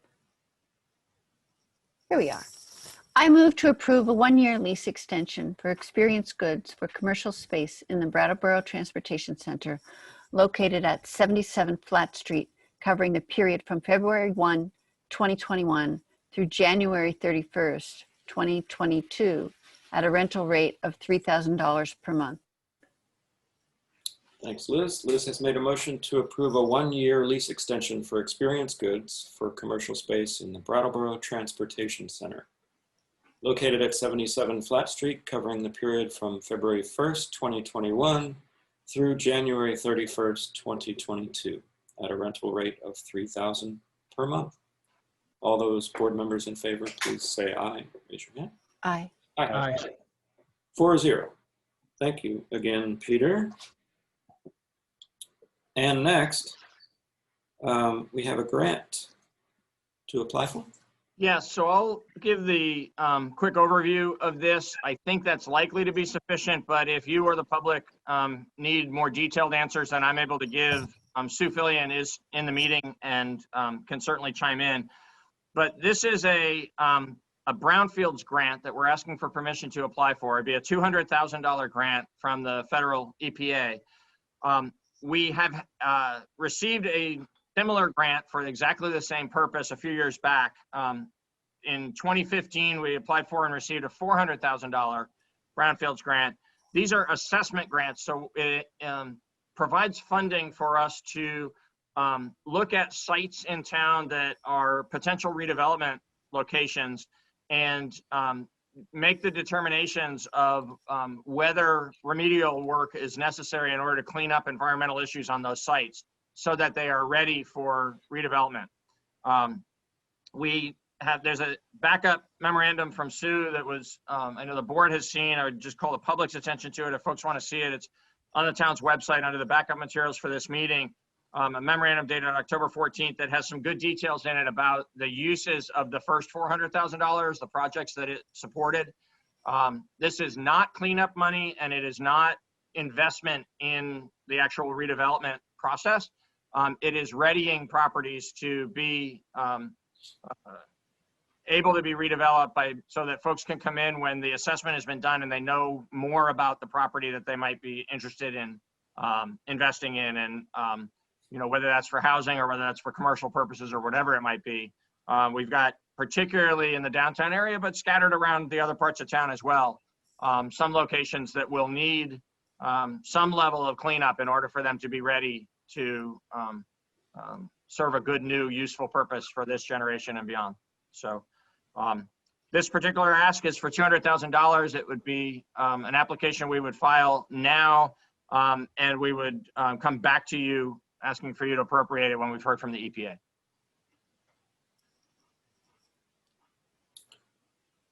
I think, Liz. I just wanted to say that Sue Fillion does such a good job in applying for these grants. It's really an economic development tool that she uses to good effect, if only to give property owners a nudge that it's easier to develop their property than they might think, because this is an expense that they don't have to pay.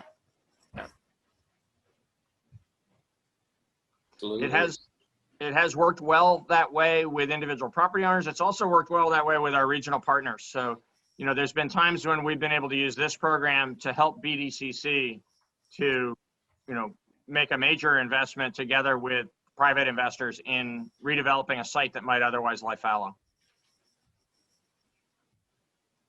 Yeah, I mean, when you look at the list, groundworks and the NEYT outdoor amphitheater, important projects. Ian, I saw your hand, sorry.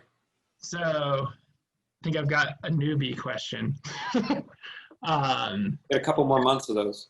Yeah, I got to use them up while I can. Do we know all the brownfield sites in Brattleboro? So we need Sue. We definitely know of additional locations that haven't been assessed yet that need that assessment. I can't tell you whether there's been a comprehensive survey and identification of all sites. But Sue can. She can, and she's in the meeting. Sorry, Sue. Yeah, so I would say we have, we don't know all the brownfield sites because part of the definition of a brownfield is it's real or perceived. So I might look at a, factory from the early 1900s and think they probably had processes that maybe caused some contamination or used chemicals or whatnot. But there might be other, more contemporary buildings that, there just might be a concern over. So we don't have a definitive list of the brownfield sites. We try not to keep too many lists because we don't want any stigma to properties. When we were trying to use the petroleum funds that we have, we did hire a consultant with the EPA funds to put together an inventory, looking at historic maps, the Sanborn maps, and some other sources of information that might tell us if they had storage tanks or petroleum uses at that point. So we have not for the entire town, but for the more settled part of town, we have an idea of where petroleum uses were, but no definitive list for the hazardous substance sites. Tim, can I follow up question? Oh, please. So thank you very much. So the language in, I think, your memo says that the remaining funds from the 400,000 are earmarked for current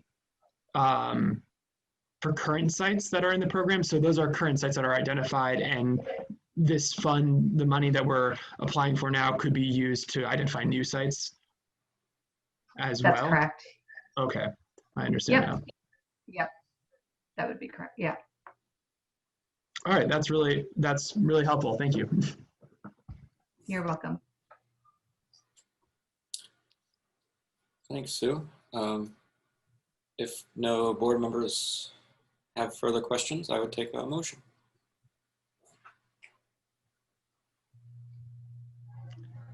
Tim, is it your turn? Oh, I can take one. Yeah, it's just not our tradition. Let me do one. That's exciting. Really? Did you just do that? Wait, do I normally take turns in the motions? I thought the board. No. Oh, okay. Oh, okay. I can make the motion. I'll make the motion. No, it's absolutely fine. It's completely fine. I just thought that suddenly I lost my mind and I was supposed to be in, like, taking my turn. Oh, maybe it's because there's just 4 of us right now. Oh, you're right. It gets weird. You should see it when it's 3. It's really weird. It's always no idea. Oh, we only caught half of that, Liz. What was that? It's exhausting. Emotions. Exhausting. I will make a motion to approve the planning department's application for a $200,000 brownfields assessment grant from the U.S. Environmental Protection Agency to pay for continuing the municipal brownfields program. And I recognize that motion because I just made it. How's that for smooth? All those in favor, raise your hand and say aye. Aye. Aye. Thanks, Liz. You're a little choppy today, I hate to say. I know. I know. I think it's Tom. I think Tom's on the sports. Is he watching the sports ball in the other room? Take that as a Turn to watch him. I don't know. What is Tom watching? Okay, so Peter, sorry. So the next item is a sort of the other extreme grant. As you know, sometimes we go for some very substantial sums. Sometimes we go for very small amounts. This is not a tiny grant, although there actually is a state of Vermont program called the Tiny Grant Program. We sometimes come before you with those. But it is a relatively small amount of money, $520 that has been offered to us. This is an ongoing program. So this one here is not an application. It's an accept and appropriate item because we have been advised that the Vermont Department of Libraries has awarded $520 to the town as partial compensation for our participation in the interlibrary program throughout the state. So this pays for courier costs. Not in their entirety, but it's a contribution towards that. We're grateful for it, and we're asking you to accept and appropriate the funds, please. Absolutely. Sounds like a good idea. Yeah. I just want a quick shout out that I have absolutely used this service and never thought about how it was paid for.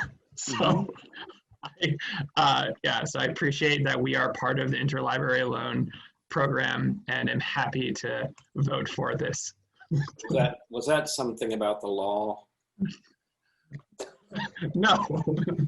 Look, I was just curious. And maybe Ian wants to make the motion. Yeah, I'd be happy to. I move to accept and appropriate the FY21 Loan Courier Grant in the amount of $520 from the Vermont Department of Libraries. Thanks, Ian. Ian has made a motion to accept and appropriate the FY21 Loan Courier Grant in the amount of $520 from the Vermont Department of Libraries. All those in favor, please say aye. Aye. Aye. Aye. Aye. Thank you. That passes 4-0. And lastly, we have sort of a double boards and committees task. 2 items under boards and committees. So the first is now that the skate park is open, the skate park committee, BASIC, has requested that you officially disband them so that, among other things, they're no longer obligated to comply with the open meetings law. Although that's a technicality, but nevertheless, if this group wanted to get together and talk about what's going on at the park, they'd be able to do that. They don't have additional business they need to do as the BASIC committee. Their mission has been accomplished and the park is open. So they have asked that you please vote to disband them. And if we say no? Well, then that would be an unprecedented situation. Keep them on. Brattleboro area skate park is here. We'll just change the name. Yeah, that's right. Change the acronym. Doesn't flow off the tongue as well. Who'd like to make a motion, just so we could... I would love to make a motion. Yeah. Let's see. I move to disband the BASIC committee. Brattleboro area skate park is coming as of October 31st, 2020, as requested by the committee. With our thanks. Yes. Absolutely. Yeah, let's tack that to the end. The motion is to disband, Daniel's motion is to disband the BASIC committee. Brattleboro area skate park is coming as of October 31st, 2020. So you still have a few more days, as requested by the committee, with our praise and thanks for many years of service. All those in favor, say aye. Aye. Aye. Aye. Aye. Thank you. That's 4-0. And the final item this evening is an appointment to the Development Review Board. There are vacant alternate positions on the Development Review Board. Gary Stroud has applied, and so it would be in order for the board to consider his application. Great. Well, we know Gary was here earlier. Just raise your hand if you'd like to say something, but we don't need to interview you. So I have a feeling, well, don't let me speak for the board. Board members, what's your... I feel like Gary's on a lot of committees and we should take some of the burden off his shoulders by not... No, I'm joking. Well, just for that, Gary has raised his hand. Yes. Peter, were you going to say something? Nope, I'm all set. Thank you. Gary, join us briefly. We're going to... that was a good one, Daniel. I like that. Well, matter of fact, this is my second committee meeting tonight. I got this energy level just going. I see Elizabeth is getting Sandman in her eyes, and Dan, I don't want to keep you guys too long. It's tough on this end of things, let me tell you. I just love it being on. But the cool part about it, I'm on the couch. I'm not out there. I can do all this, sort of like David Letterman, right from the show, where they can just do it right here without going out. And I just love it, getting involved in all this. And I also wanted to remind you also, don't forget Dottie's down there too, at the transportation center. Now, we're trying to get a thing going that they stay down there because they're getting ready. I don't know if you guys heard about it. They want to disband there too and go back to the co-op. So sign the committee, a petition down there, but I'm getting involved in a lot of stuff now because I have a lot of idle time on my hands being home. So I said, wow, I could just do this and at the comforts of my home. And I really love it. And the skateboard park with Elizabeth, you guys up there is awesome. I love the view. And it's just, wow, a lot of great things are happening in this time to keep the fire burning, you know. And I'd like to thank you guys for taking that time out to consider me. Great. Thank you, Gary. Thank you. We appreciate you throwing your name in the ring, hat in the ring once more. Oh, I have a hand up. That was Stephen, right? Mm-hmm. Would you like to join us really quick? I'm assuming it might be we're just discussing making Gary Stroud a alternate on the DRB. Oh, yes. You were there and you weren't. Are you with us? Ooh, there you are. Mute, there we go. I just want to give a word of support to Gary and appreciation for taking a positive role in public process. He's my neighbor. It's nice to have good neighbors like that, you know, who have your back. And we have, you know, we live in a part of town that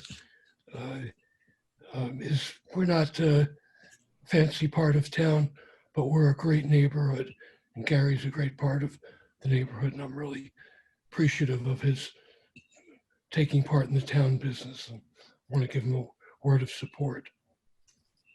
Thank you, Stephen. Okay, thanks. Kind of you.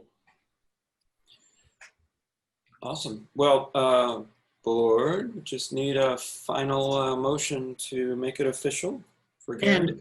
And sorry, Tim, just a quick question. So there are 2 more alternate positions on the DRB, correct? That is correct.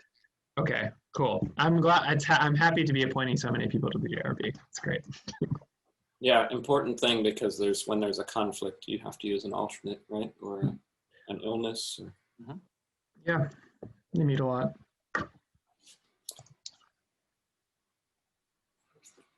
I'm gonna let the pregnant pause sit out there and just wait for a board member to make a motion. I got a feeling Ian's excited to make one. How did you know, Daniel? Okay, so, oh wait, is this a little different with the nomination? I would nominate Gary Stroud as an alternate on the Developmental Review Board. Yes, sorry, I dropped that ball. I have to shift into nomination mode. I don't know what that is now. So Gary has been nominated, and now we vote on Gary. Exactly. All those in favor of voting for Gary Stroud as an alternate on the Developmental Review Board, aye. Aye. Aye. That's 4-0. Congratulations, Gary. And reminder to everybody, check out the department monthly reports, because it's good reading. Not necessarily the warrants. They're not very good reading, but you can do that as well. Somebody's got to read them. Yeah. Not my month. It's not my month. Any other motions? Move to adjourn. Thank you, Daniel. Save us. I move to adjourn. Oh. There's a delay. There must be. Technically, I got to give that to Daniel. Daniel has made a motion to adjourn. All those in favor say aye. Aye. Aye. And we are adjourned. That's 4-0. Thanks, everybody. Thanks. Thank you. Thank you, everybody. Good night. Reformer, BCTV, Brattleboro. Hi, Chris. Hey, Chris. Hi, Chris.